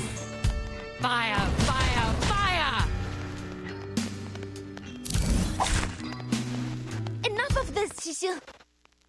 Stop this feudal resistance and face reality! No matter how hard you try, you can't change the past! No, Little Vigil. This isn't my curtain call. Not yet. Watch out, Liang! Victory secured. I should excuse myself.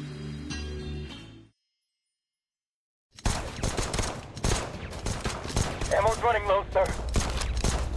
It's auto-scrolling. They must be gaining power from this area. Oh boy.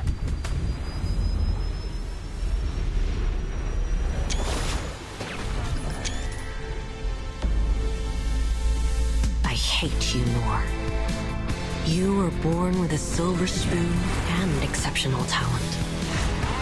You took everything for granted. You looked down on everyone else. I've always hated you. Miss Noah, hold on! That was close. Miss Jixi, is this really what you want to do? Are you really going to kill Miss Noah? You have to stop! This is completely meaningless! Meaningless? No. This is exactly what needs to happen. Every story must have an ending after all. The past has held me prisoner for far too long.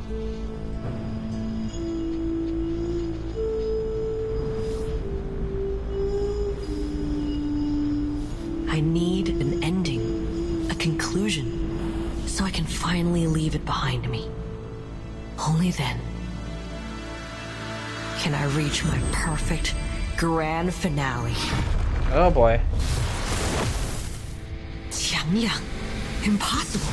You didn't chant the incantation. This time, I won't hesitate. You're my inspiration, Miss Qixin. Like the countless kids who were once lost. I found myself in CO7, and that's exactly why I have to stop you. 强梁既出，王有不为，斩杀凶旧，小节不祥。 Hype as hell, man.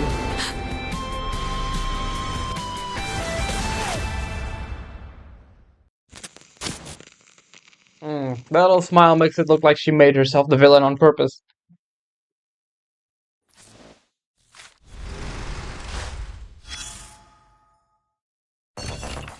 Inside the film, a newly born consciousness formed from fragments within a chaotic sea of thought.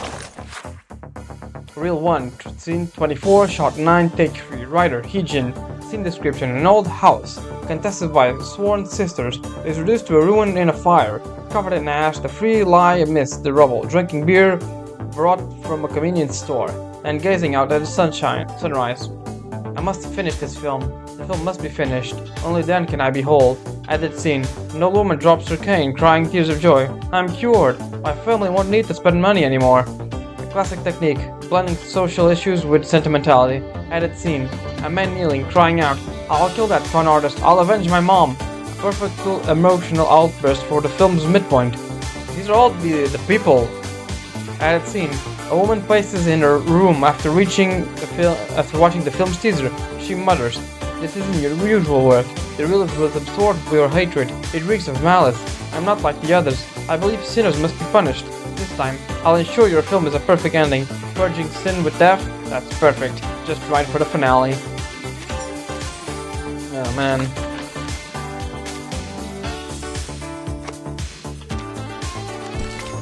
Until the light fades. The final spark in their eyes fading slowly.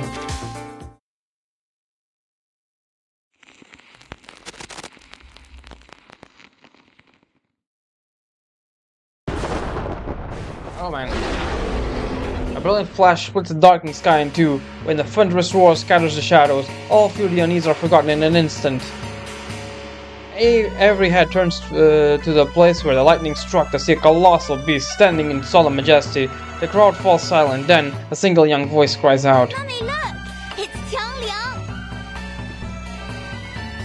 The child raises a lantern excitedly. Just like the painting on my lantern! The paper-craft beast bears little resemblance to the mighty guardian towering in the distance. Yet something in its turned, round-eyed face carries something of its righteousness spirit. As the crowd shifts their gaze between the small paper lanterns and the guardians, their voice finally returns. Right. It's the legendary Sandal beast! Look! It has the tail of a snake and the head of a tiger! Just like the illustrations! Has the legendary Qiangliang come to save us? Does that mean that girl is this Zhengzi? What are you two yapping about? 显道 beast? 正直? Those are just fairy tales. Didn't Mr. Zhou say this was all part of a film shoot? That's right. I told you this was all for a movie. Why don't you guys believe me? Oh, come on! You're always full of hot air. That said, there's no way this is real.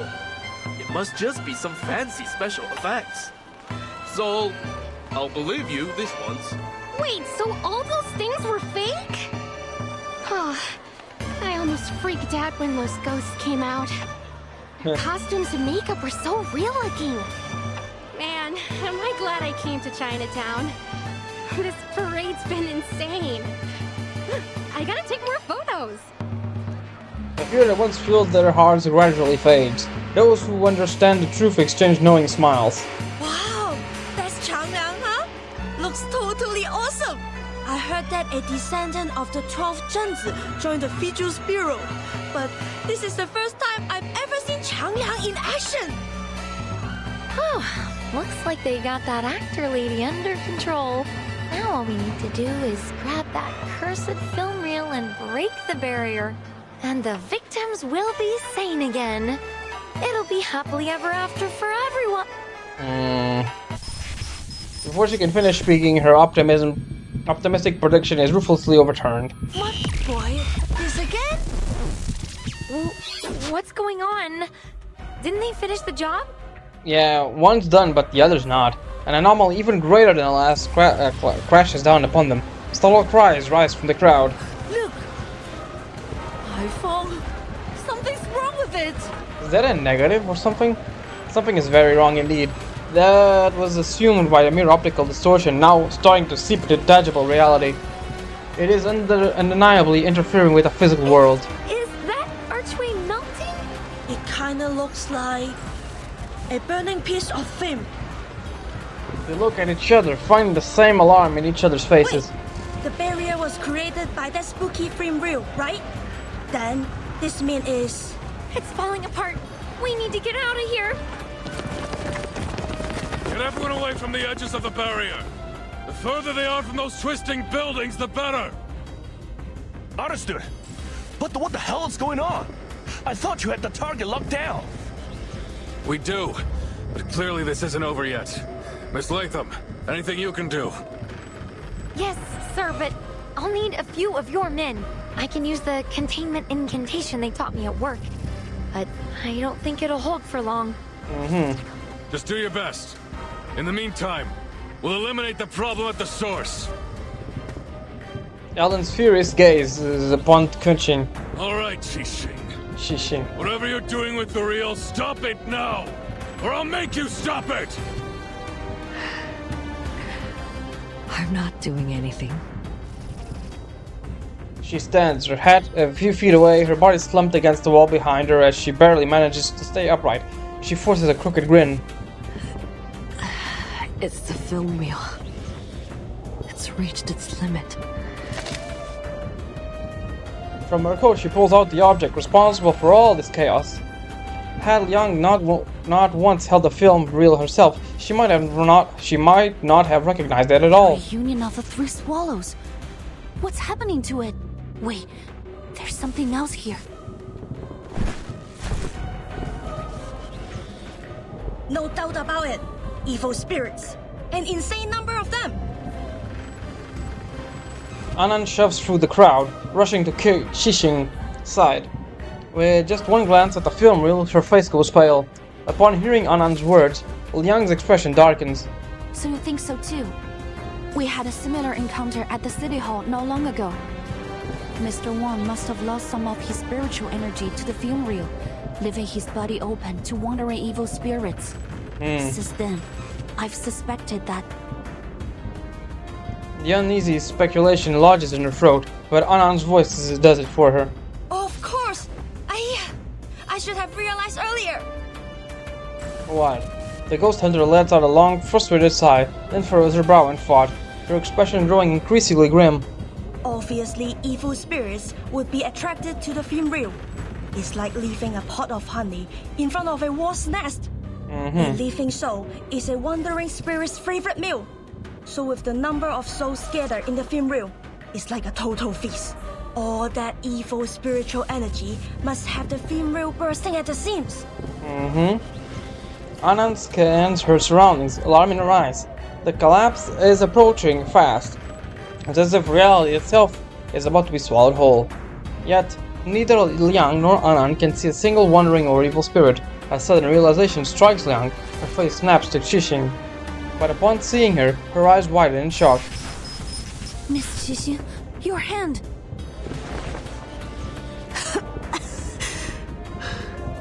I must admit. Deep, jagged cracks have spread across the entire film reel, climbed up to Qixing's hand and arm like a sinister veins. The film reel isn't the only thing at its limit. I can't hold on much longer. So she's gonna die. The vessel containing Changlang's strap around Liang's waist starts to shudder. To Changlang, the malevolent energy emanating from Qixing must be eradicated. What does that mean? A thought flashes through Liang's mind. Could it be that the film reel has been out of control since the beginning? That depends on how you define the beginning. Her hand. Even though Qixing avoids answering, Liang knows she's right. Scattered pieces of the puzzle find their place, and finally the picture begins to form a whole. Since the moment Miss Latham played the cursed film, people have started to suffer from mental disorders. But if you think about it, the sequence of events doesn't make sense. Yeah. There were only 5 victims of the film incident in Hong Kong 8 years ago. But this time, the number of victims was growing rapidly. That was until you got involved, Miss Qixing. Ever since you took possession of the film reel, only a small number of specific people have been targeted. We thought you were exploiting the reel's power to carry out your vigilantism, but in truth, you were trying to control the reel, but limiting its victims to those you deemed as villains. Directing the curses instead of letting it run wild, I see. Though this belief still colors her voice, her words not question. Alden and the others stare, caught between shock and suspicion, as they turn towards the woman they assume was the true culprit. Is that true? You flatter me, little Vigil. I simply didn't want her legacy to become a tool of evil. That was never her intention. So that's why you did all this? You wanted us all at the parade because you were losing control of the reel? It isn't your goal to kill Miss Noah. Was that also a setup? If the film reel wasn't part of your plan, then what was? Conclusion she herself once stated surfaces in her mind as she realizes she made a critical error. Miss Qixing still can't accept the way Miss Noah ended Detective 073. That's her motive. The ending consists of 2 major elements, the Shehua parade and the villain who should have been punished. She now sees Noah as that villain. Noah isn't the villain, is she? It's you. In your perfect grand finale, the villain you intend to kill at the parade is none other than yourself. It's a good ending for everyone. The big bad finally gets her comeuppance. Yep. And who better fits the role than me? This is the grand finale you want to have? But why does it have to end like this? Because this is the way it has to be. When a drop of ink falls onto paper, no matter how hard you wipe, it can never be spotless again. People say that every saint has a past, and every sinner has a future. What garbage. Some mistakes can never be forgiven. What happened to He Rijun was an accident. You shouldn't blame yourself for her death. It wasn't your fault. But it was my fault. It was my stubbornness, my selfishness, that pushed my dear friend, who really, truly cared for me, toward the cliff. How can someone like me carry the title of CO7? I don't deserve to stand in the spotlight ever again. Punishing those equally despicable pieces of scum made me feel better for a while, but it didn't last. That sickening feeling inside, that disgust in myself, it wouldn't stop. I looked everywhere for a way to heal it. But then I realized that the biggest piece of scum was me. Xixing looks up at the sky and lets out a long breath. For the first time, her expression softens, as if she finally released the burden. And within her eyes, something new flickers. Hope. The answer was so simple. I can hardly believe it took me so long to see it. And now, it's time to put an end to this nauseating nightmare. Liang cannot understand it. No, you're being too harsh on yourself. Hejun doesn't blame you. I'm certain of it. Quit it, Vigil. Look around you. Can you still claim that I'm not to blame? Well, I can. And let me tell you, Teresa was much stronger than you say she was. Liang turns to see Portia helping Noir back into a wheelchair. Yes, Teresa would cry often, but that made her no less determined of an artist. And before long she'd be at my door saying, I made some edits. Take a look. You know that's what she was like. Do you seriously think she gave up dreams, her life, just because of a few harsh words? Yeah, it was probably an accident. She didn't kill herself, probably. No, I could never have a coward like that as a partner. Noir's face is twisted with a fury Liang has never seen before. It sets a fire in the woman's beneath her glare, making her frown in turn. Whatever you say. Director or not, you can't tell me what to do anymore. I will have this ending. Come on, officers. Finish the job. I'd do it myself if I had the strength. Her voice is unwavering. I've learned a lot these past years. If you want to save this city, you'll have to kill me. Those spirits will disappear, and everything will be back to normal. I wonder if they'll actually kill her. A perfect grand finale, isn't it? So what are you waiting for? So it's come to this, has it? Alan swears under his breath as he reaches for the gun in his waist. Xixing watches on, seemingly pleased. Wait, sir. Lightning shoots through Liang's body. Her feet, once nailed to the ground, suddenly feel weightless. She steps forward. There's no guarantee that things will play out like Miss Qixing said. Please, let me try something. After all, exorcism is my and Qiangliang's specialty. Wait, what are you... Before either Eldon or Xixing can react, the film reel is already in Liang's grasp. What are you doing? You out of your mind or something? Yes, there are a huge number of evil entities bound within it. We just have to kill them all, or exercise. And this is probably the most formidable opponent Qiangliang and I have ever faced. But I must confront this challenge. Not to protect the honor of my family, or to mimic CO7 either. But because I want to. Because it's right. Okay. Every story has an ending. And I must act to create the best one for everyone. Okay. Sorry. I don't have any flower words or clever arguments. But if you're willing to help me, please, Qiangliang, heed my call.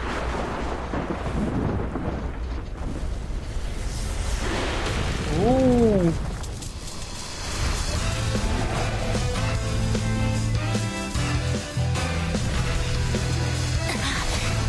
Come on, you can do it. This isn't good. Is this the best I get? Nah, you got it. Qiangliang? Whoa, what the hell happened to him?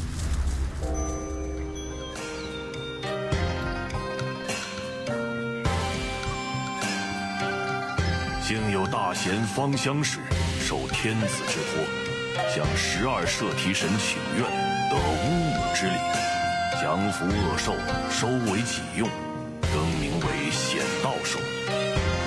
然而，显道兽一时能庇护的范围终究有限，于是，人间仍有诸多邪祟诡异肆虐，非人力所能敌。但那时的百姓们却从未放弃过抵抗，因为他们知道，只要心怀希望与斗志，到最后一刻，显道兽必将现身，逐除恶鬼，还人间一片太平。香良 ，No！ Is he sacrificing himself?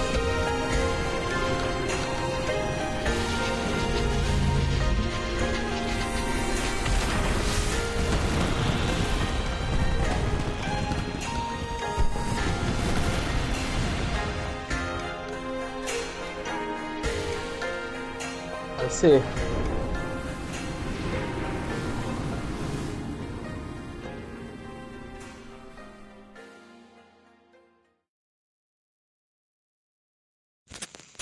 Wow, that was a hell of a chapter. Oh my god. Let's see what happens. Did he sacrifice himself? Rescreen. But you'll always love the story, for it remains here unchanged.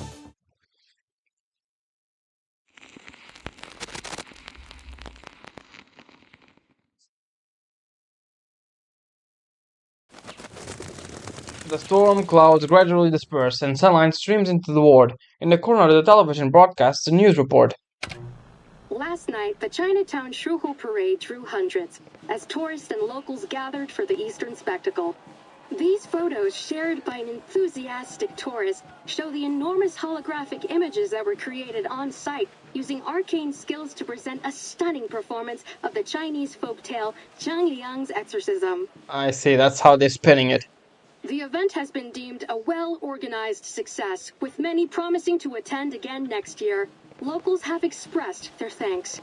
One spokesperson said, "It's been wonderful to share our culture with people from all around the world. Chinatown is always ready to welcome new friends from both near and far." In other news, the arcane vigilante Night Piercer, who has perpetrated dozens of attacks across the city, has been apprehended by the DAA. Night Piercer was revealed to be Qi Xing, a former Hong Kong movie star. Some members of the public have expressed continued support for the vigilante due to the questionable backgrounds of her victims. Deputy Chief Eldon of the Division of Arcane Affairs gave his response. Vigilante justice is incredibly dangerous to our society.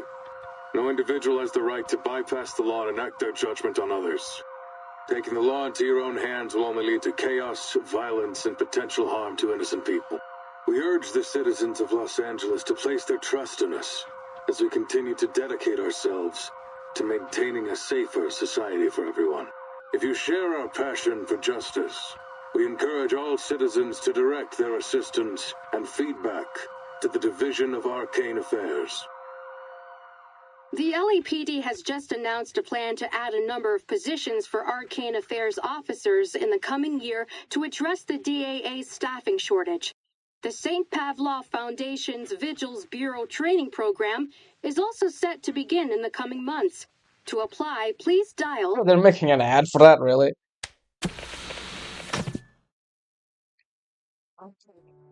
Hearing this news, the woman hops up joyfully and turns to the man sitting in bed. Hey, they're hiring Arcane Affairs officers. Hasn't it always been your dream to don the uniform? Looks like they accept all the applicants too. Why don't you give it a shot when you are better? Knock it off. I've been a greengrocer for 20 years. There's no way I could be a cop. Right? He waves off his wife, but as he does so, he turns to the man beside him with a nervous look on his face, expecting the idea to get shot down. But the reaction he gets to it is unexpected. What are you staring at me for? If you want to do it, just do it. I'm sure the neighborhood will be glad to see you wearing the badge. Besides, I spent some time with the officers at the parade. I'm sure that you will be just as capable as them. You're gonna have to toughen up a little, though. Liang, who has been watching the exchange, smiles. Mr. Wan, You're strong, healthy, and have a natural talent for arcane skills. With a little training, I'm sure you'll become an outstanding officer. There's a lot that goes into being an officer, but I believe what matters most is the heart to pursue justice and the courage to protect others. The doctor said you can be discharged soon. You should seriously consider applying for the position. Well, in that case, I'll think about it. Thank you so much, young lady. I heard you were the one who got rid of the curse and saved everyone. Yeah, she was. You are our hero. She claps Liang's hand tightly in a warm grip. This time, her hand is steady. Liang returns the handshake. You're too kind, madam. I was only doing my job, and I didn't do it alone. It was a combined effort. Well, that's that. No more cursed film crazies. Almost all the victims have recovered. Most of them have already been discharged too. Just a few poor saps who got hit hard are still around. But they should be out of here before long. Same goes for the victims in the parade. They've all regained their what's it called again? Yeah, same. Put here. Anand gives a helpless sigh. It's 三魂七魄啊, madam. Just call it spiritual energy or something like that. I heard that those crooks who were taught by a thing or two by Keising has also recovered. Well, mentally lah. They are pretty physically messed up, so they will have to stay here for a while, I think. So many victims and not a single death. That's a blessing. Qixing pulled her punches apparently. I guess deep down she wasn't the deliverer of justice she claimed she was. Well, no use wondering about it. Years on this job will quickly show you that the madness in Arcanist blood always comes out in Arcanist criminals. Trying to understand them is a waste of time. That may be the case, but I think that if we look at each other as individuals, we can come to understand one another eventually. She takes out her brick-sized mobile phone she carried around with since she was 6 years old. But now its screen remains dark. No matter how much Liang tries to summon the spirit residing within, there is no response. If we'll try our best. Holding on to hope, Liang tries a few different buttons combinations on the phone. Usually the screen would light up, but this time there is nothing. Still nothing from Xiang Liang? Liang lowers her gaze and shakes her head. Well, what did you expect? That huge spooky spookters was a nasty opponent on its own. Not to mention all the ghosts that were attracted by that film reel. It was creepy lah. All those ghosts in one place. It was more crowded than the 大排檔. I mean, the Chinatown food store on a Saturday night. What's worse, those specters drowned the 三魂七魄 of innocent people. If that hadn't happened, then Qiang Liang wouldn't have had to say. Anand cuts herself off. It would be too cruel to say those words in front of Liang. Qiang Liang was lost because of my incompetence. I don't know how I'll be able to face my family. No, you're not incompetent, girl. And there's something else that's bothering me. When Qiang Liang pulled in the evil spirits, I thought I was going to die with it. But it looked at me and pushed me aside. It bore everything, all alone. Yeah, it did. He didn't want you to die. Why did it go to such lengths to help me? Because I'm its Junzi. The way it looked at me, I think it wanted to tell me something. But I didn't understand what. Qiang Liang had been by my side since I was 6. But I always saw it as a heavy burden or a double-edged sword. I never saw it as an independent individual or as a friend. I never tried to truly understand it. And now, I've probably lost the opportunity to ever understand it. Liang sighs and falls silent. The other two exchange a glance in simultaneously pat her on the shoulders. Come on, enough with the long face. Maybe Changliang will respond to you one day lah. You never know. And I'm here if you ever need my professional ghost-busting service. Exclusive discount just for you, She actually said ghost busting. Agreed. Isn't it a literal legendary beast that's existed for ages? No way it bit the dust just like that. Yeah. I bet it's recharging in its lair or something. Then it'll come back when it's full of juice again. Let's give it 3 more centuries. I hope so. She knows that these are just comforting words, but their concern for her gives her the strength to move forward nonetheless. Oh, Poitier! There you are! And the ghost-busting girl in Liang! Great! A familiar figure waves from the end of the hallway. As she hurries over, noticing Liang's slightly surprised expression, she slows her steps. Oh, sorry. I mean, Officer Liang. But if you don't mind... Of course I don't. Just call me Liang. Despite her swift response, Liang still feels a little surprised when she sees the officer extend a hand towards her. Where are my manners? Name's Jenny Carter. Just Jenny's fine. Unlike your instructor, I don't try to hide my appreciation of people. I gotta say, you've done an awesome job. Folks at the department have all been talking about it. We're proud of you. Please tell me there's some way to postpone the end of your field training. This is the second hand Liang has shaken today. Thank you. That's very kind. What brings you here? Deputy Chief Eldon, of course. Who else? Foundation staff have arrived. They're gonna take over Qi Xing's interrogation and everything. They're gonna take the film reel back to their headquarters, too. But your request has been approved. We can watch Reunion of the Three Swallows before they take it away. Okay, let's see what this is. What's there then? For crying out loud, the DAA is in a movie theater. Where'd all these people come from? Honestly, if I was working here, I'd also want to know what the fuss was about the movie. Eldon scans the crowd before him. My apologies, sir. I invited them. This may be the only chance for Teresa's last work to be shown to the public. I want as many people to see it as possible. Every filmmaker wants their work to be shown to the world. I appreciate your understanding. Before Eldon can respond, Anand cuts in. Come on, sir. It's no big deal. Everyone here knows what really happened.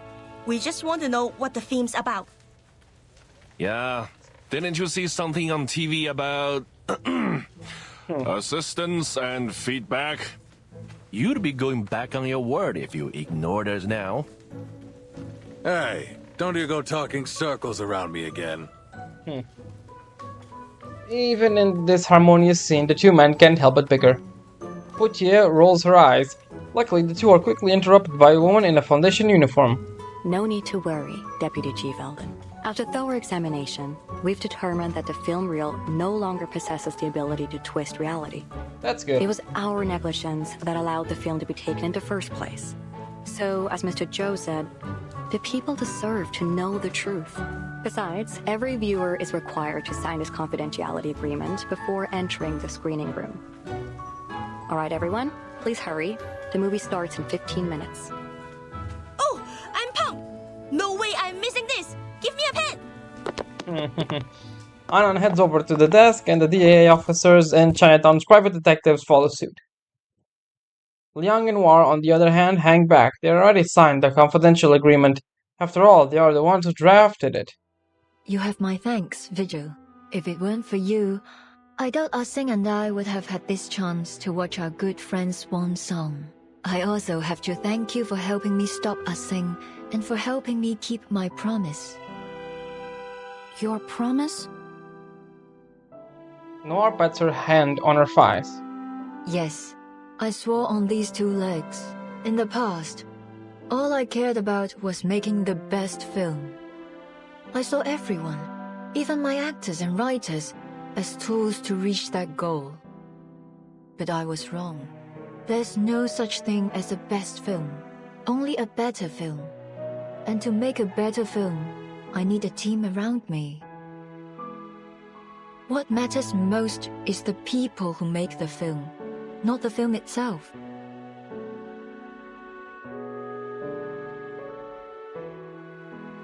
She turns her head and looks forward the bolted door, to the other end of the room. But as long as we're living, there's still a future. Maybe I should hire a good lawyer for our Sing. They can probably secure a shorter sentence. When she's free again, both physically and mentally, perhaps we can make a movie together, just like old times. And we'll see how she feels. Liang is momentarily stunned. Are you sure? With all due respect, Miss Noah, that will probably be a very long time from now. So, even if we're old ladies by then, as long as we can still move, I'm certain we can make movies. Speaking of which, you'd make an excellent addition to my crew, Miss Liang. Don't hesitate to contact me if you reconsider your career choice. You're very generous, Miss Noah. But I think I'll stick to being a fan for the time being. I look forward to seeing what you do next. You won't be disappointed. By the way, have you seen Miss Latham lately? I tried to invite her, but she didn't pick up the phone. She must have left it in her room again. She's probably in the hospital with Scott. Actually, I ran into her at the hospital earlier. Miss Scott just regained consciousness. She wanted to visit her. Yeah. Noir's smile fades slightly and a contemplative expression comes over her. Miss Scott... Something tells me that there's still an unsolved how did she do that?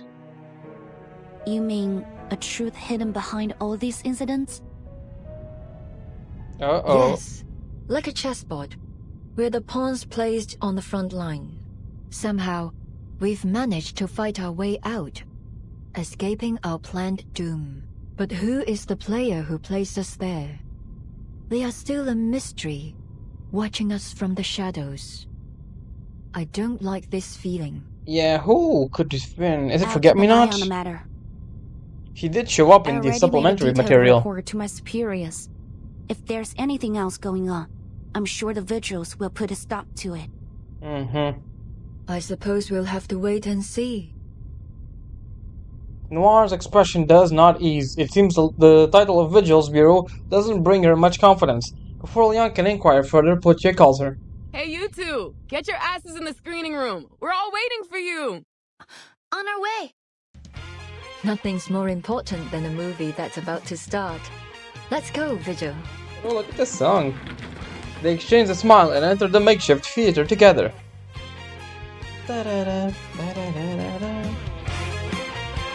Oh, that's cute.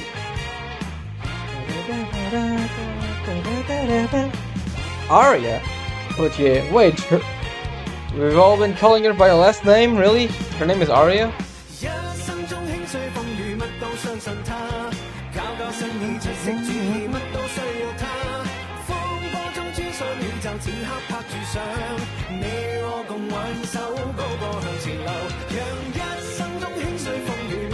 New Bubbles, the sponsor. It is a fiction, yeah, okay.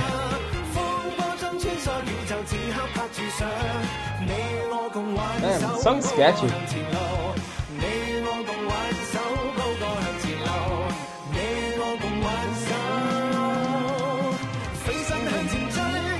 The end.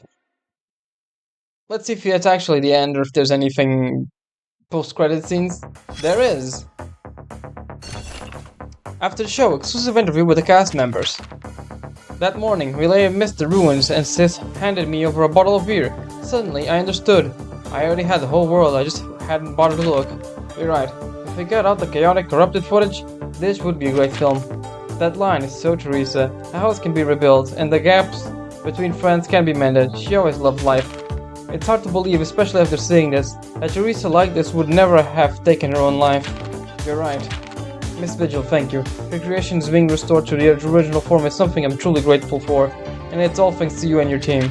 About Changning, I'm more sorry than you can imagine. It wasn't my intention, but ultimately, my selfish behavior caused this to happen. If there's anything I can do to make amends, there's no need to feel guilty, Miss Ching. Purging the ghost's plague is part of Changlang's and my duty. I know, but I really like those movies. I must have really let you down, eh, kid? I won't lie, I'm a little disappointed. But it won't matter. CO7 is still my favorite character, and that will never change. Thank you. Wait a moment, Chixing. Before you and the officers leave, Miss Young and I need to confirm one last thing. There's something in your testimony that's been eating at me. Don't get me wrong, I'm not saying that you're lying, but the visual interrogation experts confirmed that much. But even you probably noticed the sequence of events that led you to become the Night Piercer. You stole the reel and caused the incidents in Chinatown, but your motive seems inconsistent. I feel like I'm missing a piece of this puzzle. It's almost like the memory gaps affecting Loggerhead, but your experience in arcane skills surpasses hers. Perhaps you can recall something. I'm sorry, I really don't remember. I really don't recall how it began. I got word that Reunion of the Free Swallows had found its way out of Foundation storage and into a black market. I even got into a secret auction for it through some intermediaries, but unfortunately I didn't have the dough. So I asked myself, who else out there would have been fixated in the real as me? The answer for that was obvious. It's me. That's right, you're a public figure. Following you to Los Angeles wasn't difficult. I tracked you down to your intermediary, Pug Dog, and with a bit of cash I got the time and location of your deal. I see. So the friendly advice Pug Dog gave me back then was you, that guy, zero professional ethics. That night, my only objective was to take the reel from you. The question of who stole it from the Foundation was something I never bothered to think about, but at the very last moment, a silver sense kicked in. It was a close call, but I managed to hold myself back. I think there was a moment where I really intended to kill that poor staffer, Miss Scott. But I don't understand why I felt that way. You know the rest. The player that placed us here. Let's see if this sheds any light. A bouquet left at the comforter, by the comforter wilting away. Oh, that's a different style.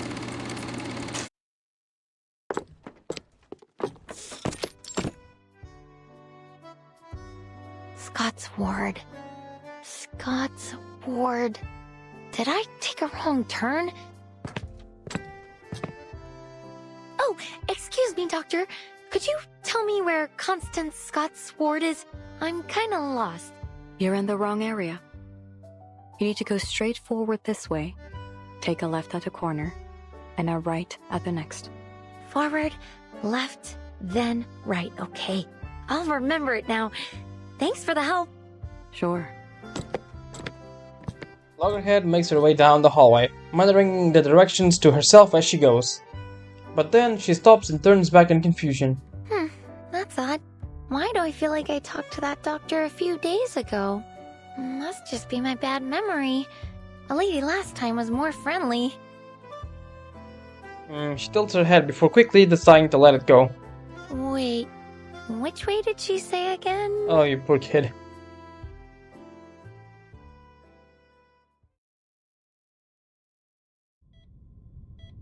Sorry, Doctor. It isn't time for the routine checkup yet. You're right. But yesterday's medical report showed some concerning fluctuations in the patient's data. I don't like this doctor. It's probably nothing serious.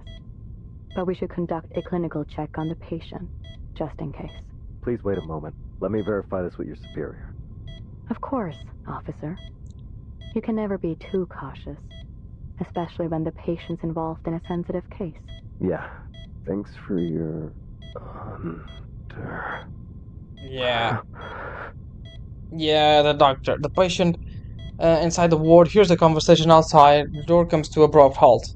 She sits with her hands cuffed to the railing, turning her head away from the window and towards the closed door before her. What's wrong? There is no response from the other side.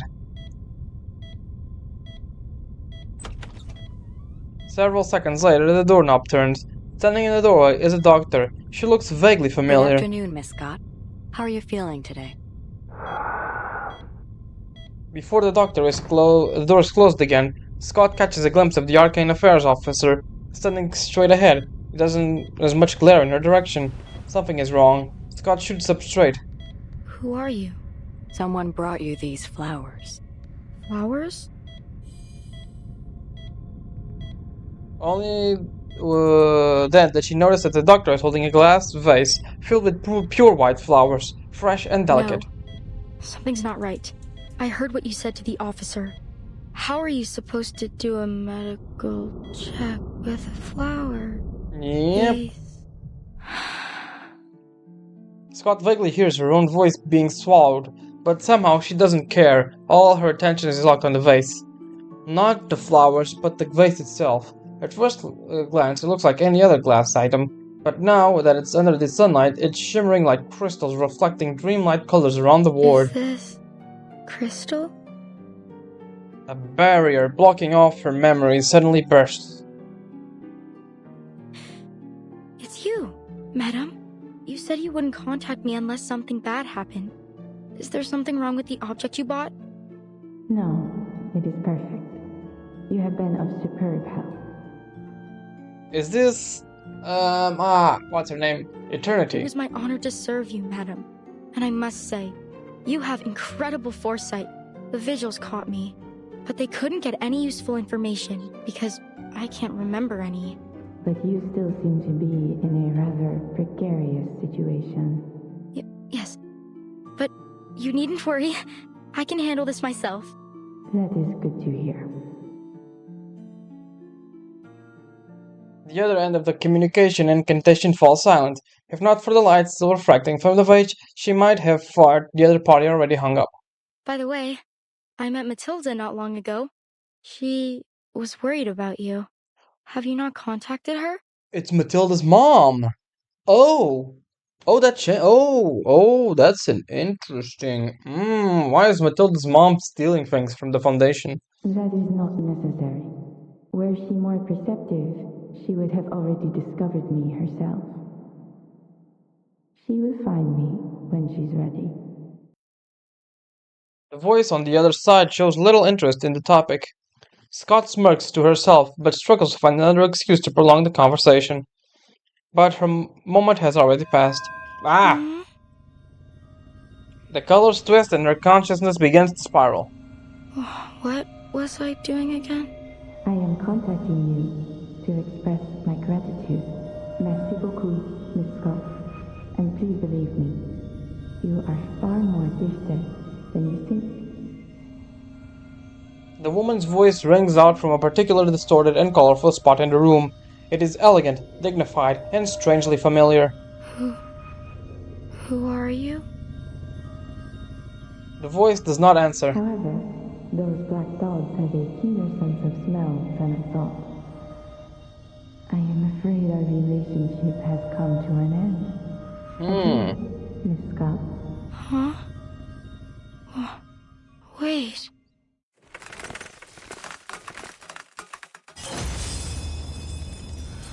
A bullet shatters the vase, shattering the dreams and crashing her back to reality. At some point, the doors were suddenly open. A black of black leather boot steps over the shards of the broken vase and comes to a stop at Scott's bedside. Huh, they run fast, that's for sure.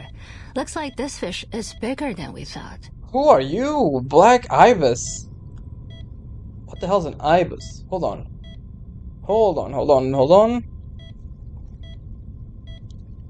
Ibis. Meaning, not the hotel. A large waddling bird with a long, down-curved bill, long neck, and long legs. Let me stick an image. Oh, I see. Yeah, it does have a big beak. I see what it is. It's a bird. Have you figured out what happened to the two officers? The woman turns to her cadet.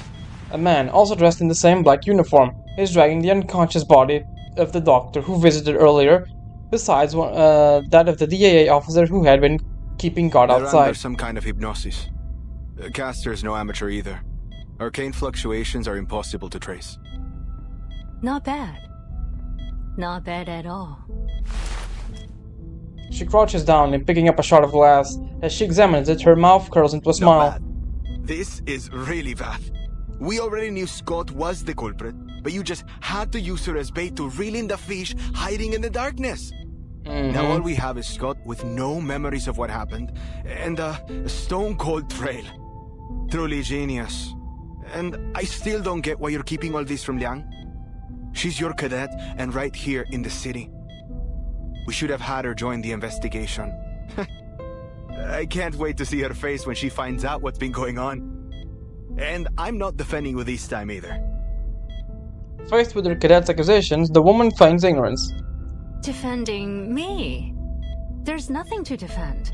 If we told her about our plan, she would have started acting differently and spooked our fish. Besides, the whole point of her field training program in the LAPD was to see if she could handle things on her own. And she's proven that she can. The Division of Arcane Affairs seems to adore her, so I'm sure the Deputy Chief will give her an excellent write-up. Everything's turned out great, hasn't it? See? How considerate I am. How I always do things in my cadets' best interests. How could you make me out to be such a heartless, irresponsible monster? She exaggerates her sorrowful expression, which only makes her cadet roll his eyes in exasperation. Oh, don't give me that look. Anyway, I think I've got an idea as to what's going on. Really? The woman drops her act and smiles knowingly. Our big fish got away.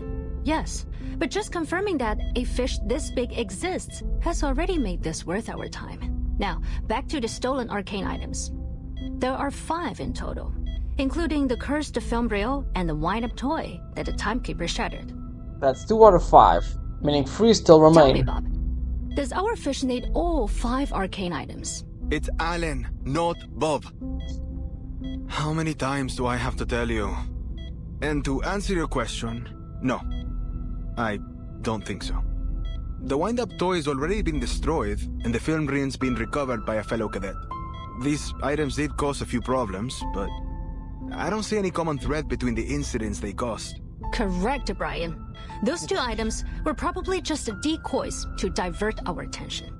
Again, it's Alan. Ignoring her cadet correction, she goes on. 夫藏木于林，人皆视而不见. Of the 5 objects, they probably only need 1. Take a guess, Buck. Which one do they need? It's Alan. A-L-A-N. There isn't even a single B in it. The cadet sighs, half in reluctance, half in realization. Well, out of the 3, which one is... Wait, could it be? What? Bingo. What? From the way her cadet face darkens, she can tell he has found an answer. Does that mean the legend's real? It can really be used in that ritual? Oh, just gonna tease us, aren't they? It would seem so. So, it's Manus Vindicte again. It's always Manus Vindicte. He speaks the name, his expression They grim. must have planted a mole somewhere among the Foundation's elites. Someone with clearance to the Arcanum Containment Department. It seems our fish doesn't wear the black robe. The woman taps her chin. This response makes her cadet eyes widen in disbelief. So you're saying there's someone behind all this who wants to perform that ritual, and somehow has the means to steal from the Foundation? There's just no way. It's Eternity, right? We know Eternity stole Anju's toy, so it's most likely her, right? The stolen items would probably go to the Manus eventually.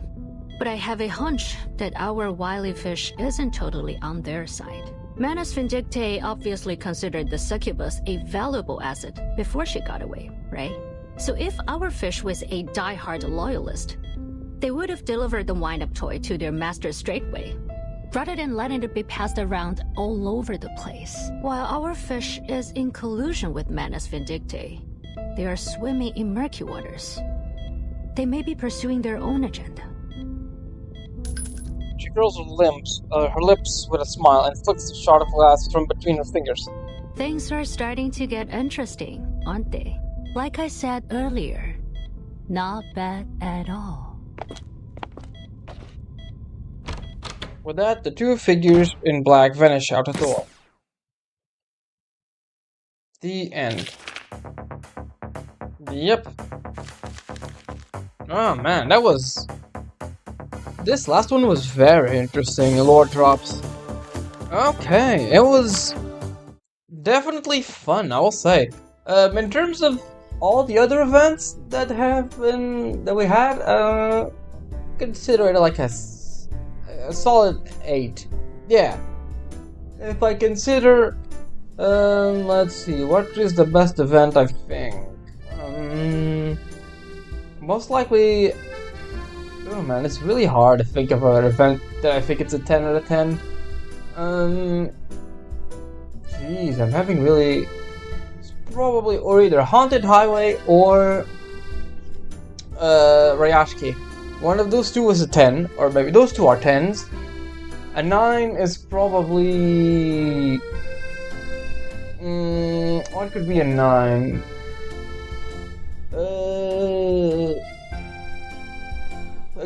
Probably a Green Lake is a 9.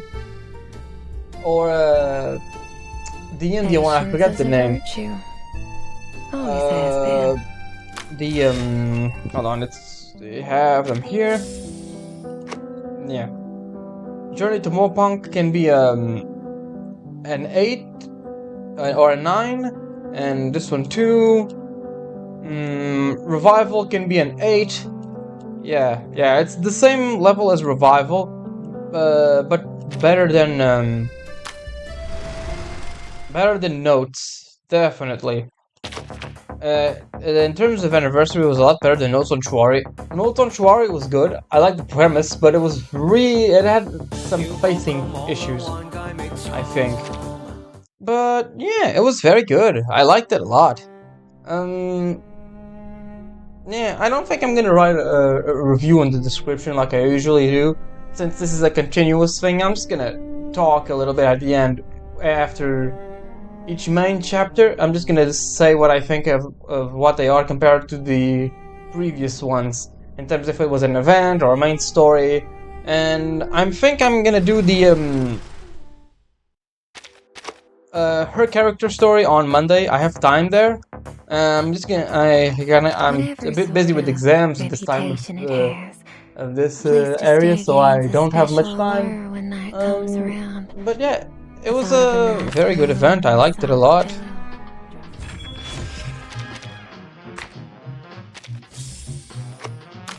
Of course, I had to start recording my playthrough of this right in the Chinese chapter, the hardest one for me to speak about, because I can't spell half the names. Y'all want some fries, burgers, or apple? But yeah, with that said, it was good. Yeah. Now let's do a few polls. Why not? Man, these are also good skins. It's a shame I can't get any of them.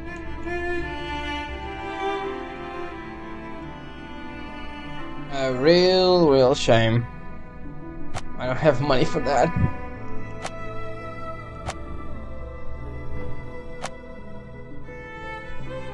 I can get another loggerhead after a while.